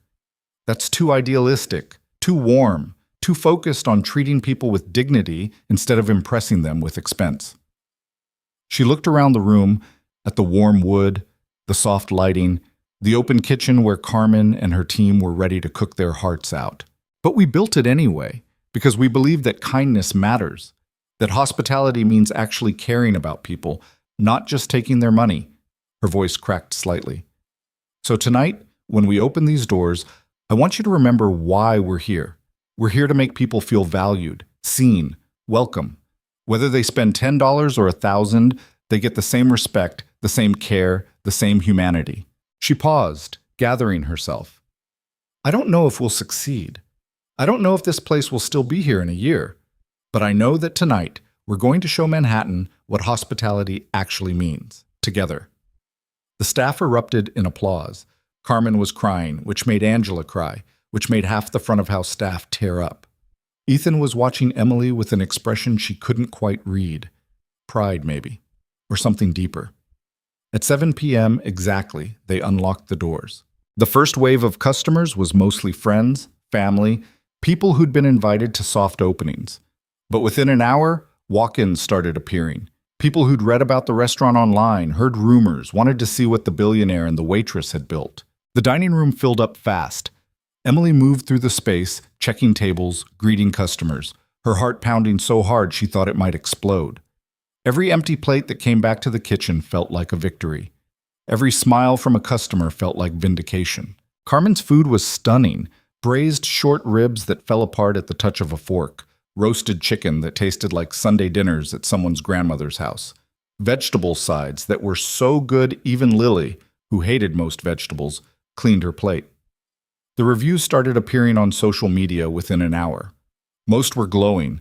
A few complained about the lack of white tablecloths or the casual atmosphere, but the overwhelming response was positive. Finally, a nice restaurant that doesn't make you feel like you're not good enough. Best meal I've had in New York, and the staff actually seemed happy to be there. This is what fine dining should be. Excellent food without the pretentious bullshit. Emily was reading reviews on her phone in the kitchen when Carmen grabbed her arm. We have a problem. Emily's stomach dropped. What kind of problem? Richard Sterling just walked in. The name hit Emily like cold water. Richard Sterling, the real estate developer who'd tried to throw Ethan out of the Obsidian. The man whose business empire had apparently collapsed in the months since that night, thanks to the structural issues Ethan had exposed. Where is he? Front entrance, asking for a table.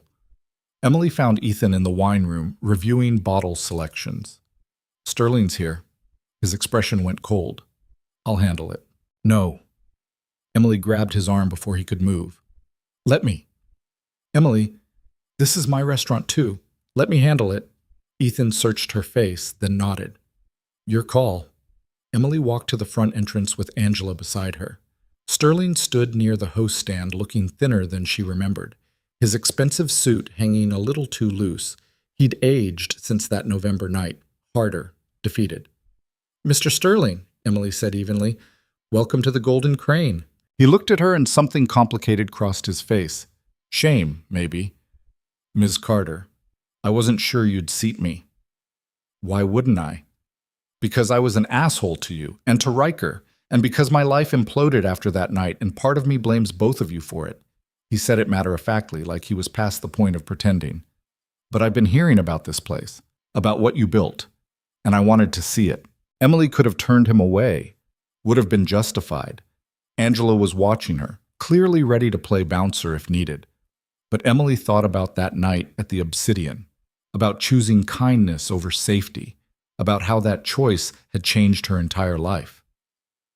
Table for one? She asked. Sterling blinked. You're actually going to serve me? You're hungry, aren't you? Yes, but then you deserve a meal, same as everyone else. She gestured for Angela to grab a menu. We have a booth in the back if you'd prefer privacy. Sterling looked like he might cry. "Thank you." Angela seated him in the quietest corner of the restaurant. Emily watched from across the room as their server, Marcus, who'd worked at the Obsidian and remembered Sterling's cruelty, approached the table with professional courtesy instead of judgment. Ethan appeared at Emily's elbow. "You seated him." "Yes." "Why?" "Because this restaurant is supposed to be about dignity and kindness, even for people who don't deserve it." She looked at him. "Especially for people who don't deserve it." Ethan was quiet for a moment, then, "You're a better person than I am." "I doubt that, but I'm trying to be the person this place needs me to be." They watched Sterling eat his meal alone, taking small bites like each one was precious. When the check came, he paid cash and left a tip that was exactly 20%. Not generous, not insulting, just appropriate. As he stood to leave, he stopped by the host stand where Emily was reviewing reservations. "That was the best meal I've had in months," he said quietly. "Maybe years. I'm glad you enjoyed it. I'm bankrupt, you know, lost everything. The building in Brooklyn collapsed exactly like Riker predicted. Investors sued. Banks called their loans. I'm living in a studio in Queens now, working as a consultant for companies that used to beg for my business." He said it without self-pity, just stating facts. "I spent my whole life building an empire on arrogance and cruelty. Turns out that's not a stable foundation." Emily didn't know what to say. "You could have turned me away tonight," Sterling continued. "Would have been justified, but you didn't. You treated me with more kindness than I ever showed anyone working for me."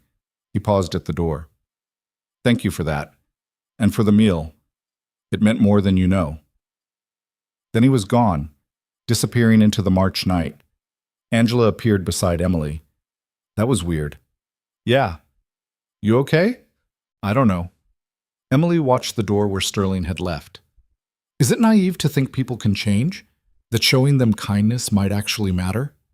"Probably, but naive doesn't mean wrong." Angela squeezed her shoulder. "Table 7 needs their check. Back to work." The rest of opening night blurred together.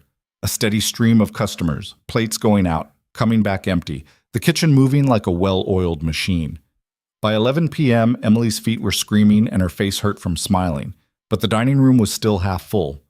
Ethan found her near midnight, after the last customers had left and the staff was breaking down for the night. "We did it," he said simply. "We survived opening night. That's not the same as success." "Close enough for now." He looked around the restaurant, their restaurant. "Thank you, Emily, for everything. For taking this risk with me. For making this place what it is. I should be thanking you. You gave me a life I never thought I could have." "No, you earned this, every part of it." He hesitated like he wanted to say something else, then stopped himself. "Get some rest. We have brunch service tomorrow." Emily went home that night exhausted and exhilarated. Her apartment felt smaller than ever, like she'd outgrown it without realizing. She lay in bed reading reviews on her phone until her eyes blurred. The Golden Crane was a hit. Not perfect. Never perfect. But real. Successful. Meaningful. The next morning, Emily woke to 17 missed calls from Helen and a text from Ethan that just said, "Turn on the news." She fumbled for the TV remote, clicked to the local news station. A food critic was talking. Not just any critic. Margot Chen, the woman whose reviews could make or break restaurants in Manhattan. Unlike anything I've experienced in years.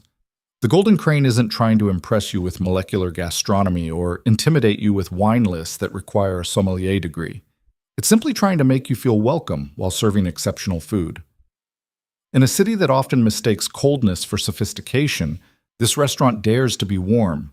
And in doing so, it reminds us what hospitality is actually supposed to mean.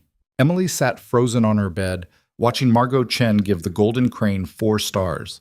4 stars from the toughest critic in New York. Her phone rang. "Ethan, did you see?" "I saw." "Emily, we did it. We actually did it." For the first time since this whole thing started, Emily let herself believe it. They'd built something that mattered, something that worked, something that proved kindness wasn't weakness and dignity wasn't just for people who could afford it. "Yeah," she said, tears streaming down her face. "We did." The months that followed were a blur of success that Emily still couldn't quite process. The Golden Crane became the hardest reservation to get in Manhattan. Celebrities started showing up. magazine profiles, award nominations, lines of people willing to wait 2 hours for a table. But the thing Emily was most proud of wasn't the accolades. It was the regular customers, the families who came every Sunday for brunch, the elderly couple who celebrated their anniversary there every month, the college kids who saved up to treat themselves to dinner, the homeless man who wandered in one rainy night and got served the same quality meal as the millionaire at the next table. That was what they'd built. A place where everyone mattered. Emily's mother got strong enough to leave the hospital, moved into a better facility with round-the-clock care that Emily could finally afford. Margaret visited the restaurant once a week, holding court in her favorite booth like a queen, telling anyone who'd listen about how her daughter had built something beautiful. Lily became a permanent fixture, doing homework in the office, helping taste test new desserts, treating the staff like extended family. She'd appointed herself Chief Dinosaur Officer, a position she took very seriously despite nobody being entirely sure what it entailed. And Ethan was different now, softer somehow. He smiled more, laughed more, spent less time in his midtown office, and more time at the restaurant. Emily caught him in unguarded moments, watching the dining room with an expression that looked like contentment. One night in June, after service ended and the staff had gone home, Emily and Ethan sat in the empty restaurant sharing a bottle of wine. "I've been thinking," Ethan said. "Dangerous." He smiled. "I want to expand. Open more restaurants like this in other cities. Same concept, same values, different locations." "That's ambitious. That's necessary. If this works here, it can work anywhere." He looked at her. "But I can't do it without you. You're the heart of this place, Emily. The vision only works if you're part of it." "I don't know if I'm ready for that." "You weren't ready for this either, but you did it anyway." He was right. 6 months ago, she'd been a waitress barely surviving. Now she was a successful restaurateur being asked to help build an empire based on kindness. "I'll think about it," she said. "That's all I ask." They sat in comfortable silence, the kind that only came from going through hell together and coming out the other side. "Ethan?" "Yeah?" "Thank you. For seeing me when nobody else did. For giving me a chance when you had no reason to." He reached across the table, took her hand. The gesture was simple, but it meant everything. "You saved me first, Emily. That night at the Obsidian. I was drowning in loneliness and grief, pretending to be someone I wasn't, testing people because I'd forgotten how to trust them." His grip tightened. "You treated me like a human being when everyone else saw trash. That changed everything." Emily felt tears burning behind her eyes. "We saved each other then." "Yeah, I think we did." Outside the windows, Manhattan glittered in the summer night. Millions of people living their lives, chasing their dreams, trying to find meaning in a city that could be brutal and beautiful in the same breath. And in the warm light of the Golden Crane, two people who'd been broken in different ways sat together, holding on to hope that maybe kindness could actually change the world. Or at least their small corner of it. That conversation stayed with Emily for weeks, settling into her bones like winter cold that wouldn't leave.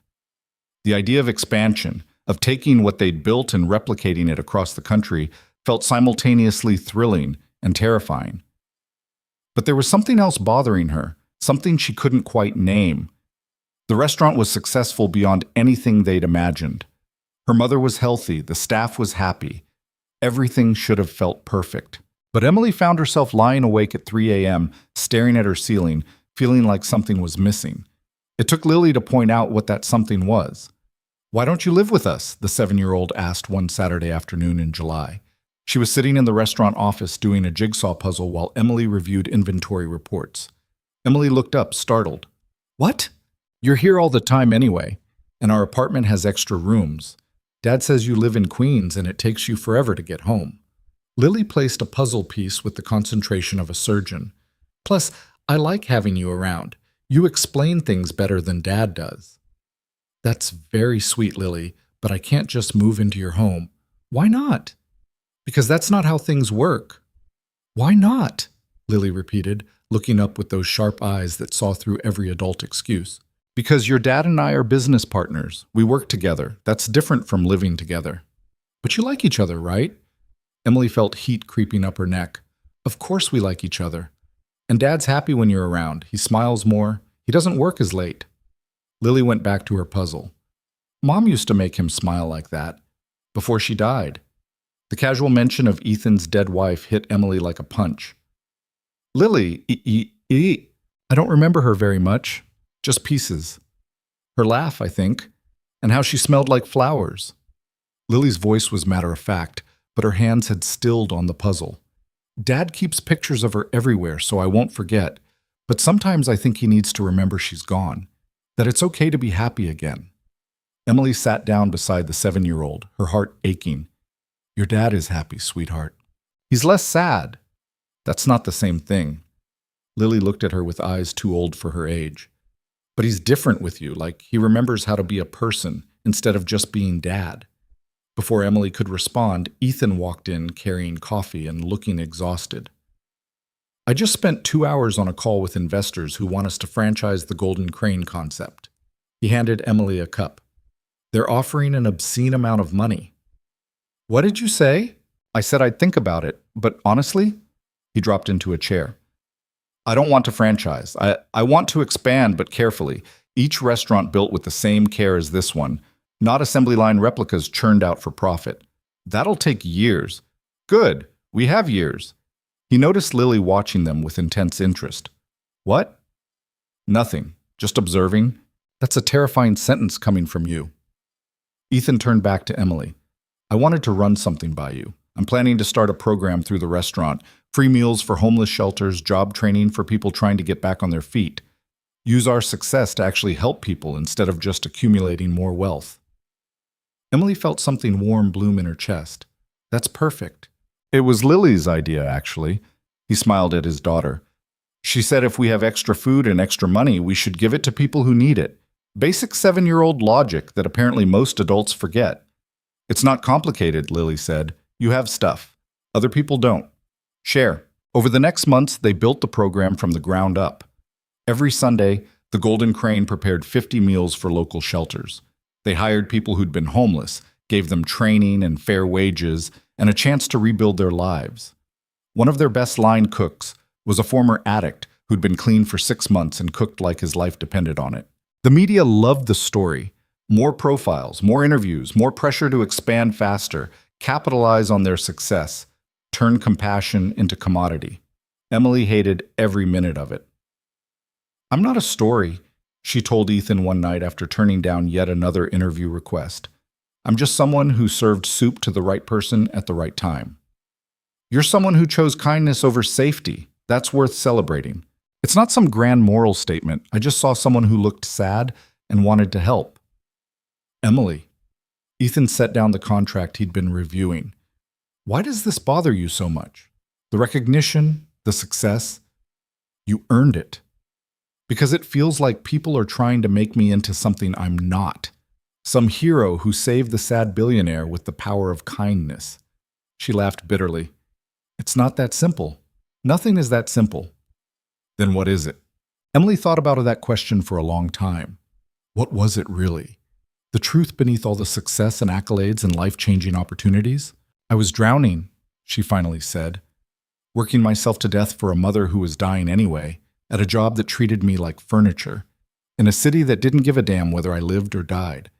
And you walked in wearing muddy shoes and carrying a grocery bag, and I saw myself in you. That same exhaustion, that same loneliness. She met his eyes. I didn't help you because I'm some saint. I helped you because I knew what it felt like to be invisible, and I couldn't watch someone else disappear the way I was disappearing. Ethan was very quiet. When he spoke, his voice was rough.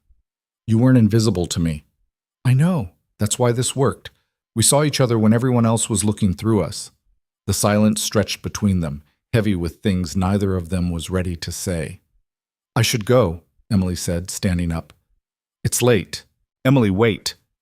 Ethan stood too, and suddenly they were very close in the small office. I need to tell you something. I've been trying to find the right time, the right words, but there isn't a right time for this. Her heart was hammering. For what? I'm falling in love with you. Maybe already have fallen. I don't know exactly when it happened. Maybe that first night. Maybe gradually over these months. But it's there, and it's real, and it's terrifying because I swore after my wife died that I'd never do this again. He was talking fast now, like if he stopped, he'd lose his nerve. And I know this complicates everything.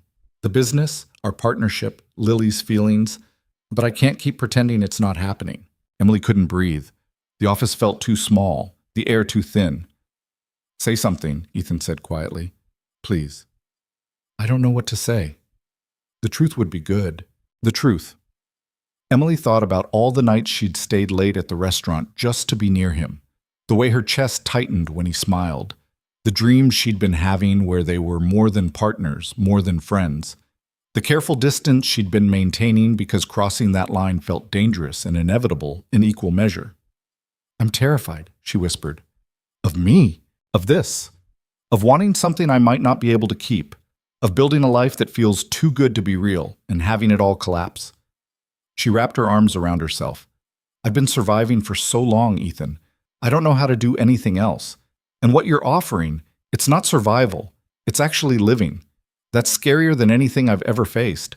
Ethan reached out slowly, giving her time to pull away. When she didn't, he took her hands in his. I'm terrified too, of screwing this up, of hurting you, of failing Lily by bringing someone into our lives who might leave. His grip tightened. But I'm more terrified of not trying, of looking back in 5 years and realizing I let fear destroy the best thing that's happened to me since my wife died. What about Lily? Lily loves you. She's been asking when you're going to officially join our family since about week 2 of knowing you. Despite everything, Emily smiled. She's very direct. She's 7. Subtlety isn't in her skill set. Ethan's thumb traced circles on her palm. But she's also smart. She sees how I am around you, how you are around me. And she wants both of us to be happy. Emily looked at their joined hands, thinking about the impossible journey that had brought them here. A freezing November night, a bowl of soup, a choice to be kind when kindness cost everything. I don't know how to do this, she said. The relationship thing. I've been alone for so long. Me too. We'll figure it out together, make mistakes together, probably drive each other crazy. That sounds messy. Everything worth having is messy. He pulled her closer. What do you say, Emily Carter? Want to take another impossible risk with me? She thought about all the reasons to say no. The complications, the fear, the very real possibility that this could destroy everything they'd built. Then she thought about Lily asking why she didn't live with them, about her mother telling her to stop surviving and start living, about the way Ethan looked at her like she was the answer to a question he'd been asking for years. Yes, she whispered. Yes, I want to try. He kissed her then, soft and careful and full of promise. And for the first time since this whole thing started, Emily let herself believe in something beyond survival. They didn't tell anyone right away. Wanted to figure out what they were doing before making it public. But Lily knew immediately. Finally, she said the next time Emily came to the penthouse for dinner, you two were being so weird about it. Adults are terrible at hiding feelings. How long have you known? Ethan asked, looking slightly horrified. Forever. You both get all smiley and awkward around each other. It's obvious. Lily went back to her homework. Are you going to get married? Lily, what? It's a reasonable question. You like each other. You work together. You both like me. Marriage is the logical next step. Emily was trying very hard not to laugh at Ethan's expression. Maybe we should date first, sweetheart. Dating is inefficient. You already know you're compatible. Lily looked up from her math worksheet. But fine. Date if you have to. Just don't take forever. I want a sibling before I'm too old to play with them. Oh my God, Ethan muttered. What? I'm being practical. Dating Ethan Riker was surreal. He took her to restaurants where they analyzed everything, service, food quality, atmosphere, like the world's nerdiest couple. They walked through Central Park at midnight because neither of them could sleep. They argued about menu changes and staffing decisions, and whether the new dessert was too sweet. It was normal and strange and absolutely right. Emily's mother cried when Emily told her. I knew it, Margaret said, gripping her daughter's hands. The way you talked about him. The light in your eyes when you came home from the restaurant. I knew. Are you happy about this? Baby, I'm thrilled. That man looks at you like you hung the moon. And more importantly, you look at yourself differently now, like you finally believe you deserve good things. I'm still figuring that out. You'll get there. Her mother squeezed her hands. And I'll be here to watch it happen. Thanks to you, I have time now. Time I didn't think I'd get. The program at the Golden Crane expanded. They hired 12 people who'd been homeless, gave them not just jobs, but mentorship, support, a pathway back to stability. One of them, Marcus, the same Marcus who'd worked at the Obsidian, became their community outreach coordinator, using his own experience with poverty to help others. This is what matters, Ethan said one Sunday, watching their team prepare meals for the shelter. Not the awards or the profiles or the money. This, actually helping people. Emily leaned against him, feeling his arm wrap around her waist. Your wife would be proud of what you've built. He was quiet for a moment. I think she would be. And I think she'd like you. Yeah? You're kind in the same way she was, not performative kindness, real kindness, the kind that costs something. He kissed the top of her head. She always said the measure of a person was how they treated people who couldn't do anything for them. You proved that the night we met. 6 months into their relationship, Richard Sterling walked into the Golden Crane again. He looked better than he had at the opening. Still thin, still worn, but there was something different in his eyes. Something like hope. Emily seated him personally, same booth as before. I got a job, he said before she could ask. Nothing fancy, property management for a building in Brooklyn, but it's honest work, and my boss doesn't know who I used to be, which is refreshing. I'm glad for you. I wanted to say thank you for treating me like a human being when you had every reason not to. Sterling looked around the restaurant. This place saved me, in a way, reminded me that the world doesn't have to be cruel, that kindness isn't weakness. It's not weakness, Emily agreed, but it's not easy either. No, but it's worth it. He paused. I'm starting a program, financial literacy classes for people in my building. Most of them are immigrants, working multiple jobs, getting taken advantage of by predatory lenders. I figured I could use my experience, both the rise and the spectacular fall, to help them avoid my mistakes. Emily felt tears burning behind her eyes. That's wonderful, Mr. Sterling. Call me Richard. Mr. Sterling was someone who doesn't exist anymore. He smiled, and it was genuine. Thank you, Emily, for the meal and the second chance. After he left, Ethan found Emily in the kitchen, crying into a dish towel. What happened? Richard Sterling is starting a financial literacy program for immigrants. The same Richard Sterling who tried to have me thrown out of the Obsidian? People can change when you show them there's another way to live. Emily wiped her eyes. We did that, Ethan. This restaurant, this crazy experiment in kindness, it's actually changing people. He pulled her close. You did that. I just provided the resources. You provided the heart. We did it together. That's how this works. In September, they opened a second location in Boston. Same concept, same values, trained staff who understood that hospitality meant dignity. Emily spent weeks there getting it running, and the distance from Ethan and Lily was harder than she'd expected. I miss you, Ethan said on their nightly video calls. I miss you too. 2 more weeks and the Boston team should be stable enough for me to come home. Lily made me promise to ask when you're moving in with us. Apparently your apartment is inefficient and you should just live here. Emily laughed. She's very practical. She's very attached to you. We both are. He paused. I'm serious about the moving in thing. I know it's fast, but we spend most nights together anyway. And Lily's right. Your commute from Queens is ridiculous. I'll think about it. That's all I ask. But Emily was already thinking about it, had been thinking about it for months. The penthouse felt more like home than her studio ever had. Lily's homework spread across the kitchen island, Ethan's terrible attempts at cooking dinner, the 3 of them watching documentaries about space and arguing about whether Mars colonization was realistic. That was home. Not a building, not a place, but people who saw her and loved her anyway. When she got back to New York, Emily gave her landlord notice, packed up her tiny apartment with Angela's help, moved her few possessions into Ethan's penthouse that was now their penthouse. Lily threw an impromptu celebration that involved pizza, sparkling cider, and a PowerPoint presentation about why this was the most logical decision Emily had ever made. And in conclusion, Lily said, clicking to her final slide, family isn't about blood. It's about people who choose each other. Emily chose us. We chose Emily. Therefore, We are a family. The end. She took a bow. Ethan and Emily applauded. When did you make this presentation? Ethan asked.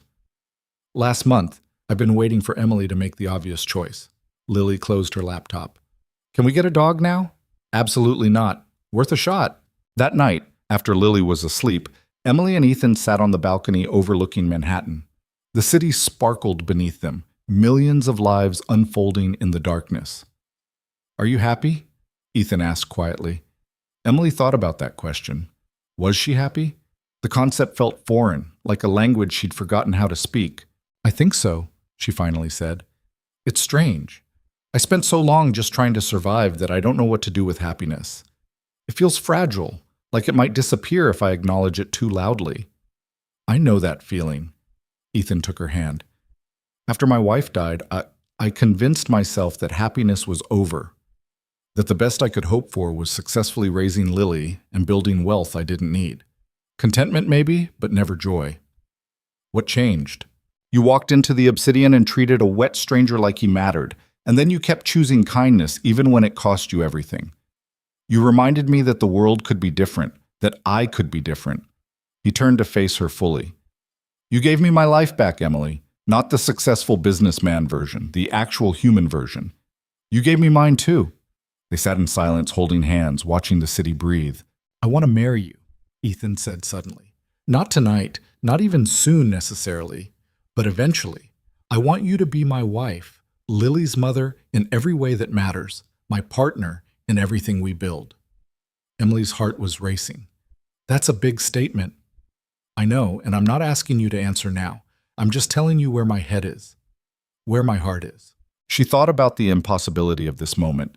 A year ago, she'd been drowning. Now she was sitting on a balcony with a man she loved, in a home she'd chosen, living a life she'd never imagined was possible. Ask me again in 6 months, she said quietly, when we're sure this isn't just the excitement of something new. Deal. The holidays came fast. The Golden Crane did a Christmas Eve service where anyone could come for free. Homeless or wealthy, everyone got the same excellent meal, the same dignity, the same welcome. Over 300 people showed up. They ran out of seating and started setting up tables on the sidewalk. Emily's mother came in her wheelchair, holding court like royalty, telling everyone about her daughter who'd built a miracle from soup and kindness. Lily appointed herself head greeter, taking her job with the seriousness of a diplomat welcoming foreign dignitaries. And Ethan stood in the kitchen with Carmen and her team, plating food with his sleeves rolled up and his expensive suit jacket abandoned, looking more alive than Emily had ever seen him. This is what I wanted, he said when Emily found him. Not wealth or power or success. This. Making a difference that actually matters. You're doing it. We're doing it. We are. He kissed her, ignoring the whoops from the kitchen staff. Thank you for believing in this crazy idea. Thank you for seeing me when I was invisible. On New Year's Eve, they closed the Golden Crane for a private party. Just staff and family, celebrating everything they'd built together. Angela got drunk and gave a tearful toast about how the Obsidian had been hell, but the Golden Crane was family. Carmen presented Ethan and Emily with a custom menu she'd designed, a permanent edition featuring the French onion soup that had started everything. At midnight, Ethan pulled Emily onto the empty restaurant floor, and they danced to music playing from someone's phone while their found family cheered. I love you, he whispered against her hair. I love you too. Ask me what I want for the new year. What do you want? This, exactly this. You, Lily, this restaurant, this family we've built. Nothing more, nothing less. Emily pulled back to look at him. That's it? The billionaire doesn't want world domination? I have everything I need, everything I ever actually wanted. He smiled. Turns out it was never about the money.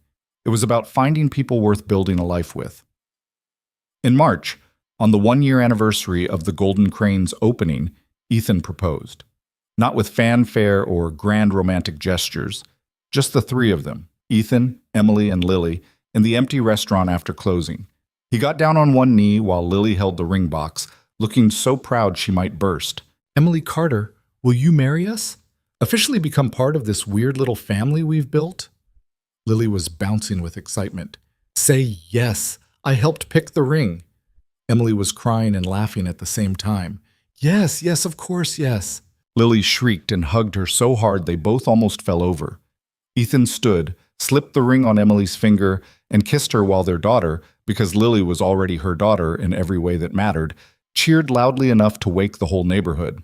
They got married 3 months later in the restaurant, surrounded by everyone who'd helped build this impossible dream. Emily's mother cried through the entire ceremony. Angela was maid of honor and kept making jokes about how Emily had literally married rich. Carmen catered, obviously, and Lily gave a speech about how she'd known this was going to happen all along because adults were terrible at hiding their feelings. Marcus, their outreach coordinator, stood near the back with tears streaming down his face. Richard Sterling sat beside him, also crying, both of them proof that kindness could actually change lives. I never thought I'd get this, Emily said during their first dance. A family, a home, a purpose beyond just surviving. You deserved it all along. You just needed someone to see it. Ethan pulled her closer. I'm grateful every day that I walked into the Obsidian looking like a disaster, that you chose kindness over safety, that you let a stranger into your life and changed everything. We changed each other. Yeah, we did. The restaurant continued to grow. They opened 3 more locations over the next 2 years: Chicago, Seattle, Austin. Each one built with the same care, the same values, the same commitment to treating people with dignity regardless of their bank account. The outreach program expanded too. They weren't just serving meals anymore. They were providing job training, financial literacy courses, mental health support, pathways out of poverty that actually worked. Emily testified before Congress about poverty and dignity and how the restaurant industry could be part of the solution instead of part of the problem. Ethan used his wealth to fund similar programs across the country, proving that billionaires could actually do something useful with their money if they gave a damn. And Lily grew up watching all of it, learning that kindness wasn't weakness, and success meant nothing if you weren't using it to help others. 5 years after that freezing November night, Emily stood in the Golden Crane during their anniversary celebration. The restaurant was packed with regulars, staff, friends, and family. Her mother sat at a table laughing with Carmen.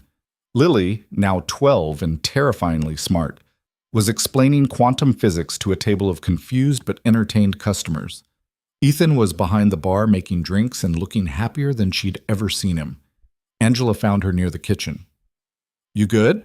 Yeah, just thinking about how different everything is now. You mean how you went from invisible waitress to successful restaurateur, married to a billionaire? When you say it like that, it sounds insane. It is insane, but also kind of perfect. Angela squeezed her shoulder. You earned this, Em. All of it. Emily watched her family, the one she'd built from soup and kindness and impossible choices, and felt something she'd spent most of her life not believing in. Hope. Not the desperate kind that came from having nothing left to lose, but the real kind. The kind that believed tomorrow might be better than today. That kindness actually mattered. That broken people could heal and build beautiful things together. Ethan caught her eye from across the room and smiled. That same smile she'd first seen in a corner booth when he'd been soaking wet and she'd been terrified of losing her job. The smile that said, I see you. You matter. Thank you for existing. She smiled back, and it felt like coming home. Because that's what they'd built here, in this warm space filled with people who'd chosen each other. Not a restaurant, not a business, not even a success story. A home. For everyone who walked through those doors. For staff who'd been invisible, and customers who'd been forgotten, and 2 broken people who'd found each other on the worst night of their lives and decided to build something better. That night, after the party ended and Lily was asleep, and the city was quiet, Emily and Ethan sat on their balcony like they had so many times before. Do you ever think about that night? Emily asked. The test at the Obsidian. Every day. It changed everything. Would you do it again? If you could go back. Ethan thought about that. I don't know. It was manipulative, cruel in its own way, testing people's humanity like it was an experiment. He paused. But it led me to you, so I can't regret it completely. I'm glad you came in, glad I served you soup, glad I was stupid enough to risk everything for a stranger. You weren't stupid. You were kind. There's a difference. Emily leaned against him, watching Manhattan sparkle beneath them. Do you think we actually changed anything in the big picture? I think we changed everything we could reach. gave people jobs and dignity and second chances, proved that business doesn't have to be cruel to be successful. He kissed her temple. We can't save the whole world, but we saved our corner of it. That's enough. It was enough, more than enough. The golden crane would keep growing, keep helping, keep proving that kindness had value in a world that often forgot. Emily and Ethan would keep building together, keep learning, keep trying to be better than they were yesterday. Lily would grow up knowing that wealth came with responsibility and success meant nothing without compassion, and family was whoever you chose to love. And somewhere in Queens, in a studio apartment that Emily had long since left behind, another exhausted person was working double shifts and drowning in medical bills and wondering if survival was all life had to offer. Emily hoped they'd find their own moment of kindness, their own impossible chance, their own reminder that the world could be different if enough people were brave enough to choose compassion over comfort. Because that's what she'd learned in 5 years of building dreams from soup and kindness and one freezing November night. That invisible people weren't invisible at all. They were just waiting for someone to actually look. That broken things could be rebuilt into something beautiful. That taking a risk on kindness, even when it cost everything, was always worth it. And that sometimes the best things in life started with the simplest choice, treating another human being like they mattered. Even when nobody else was watching, especially when nobody else was watching.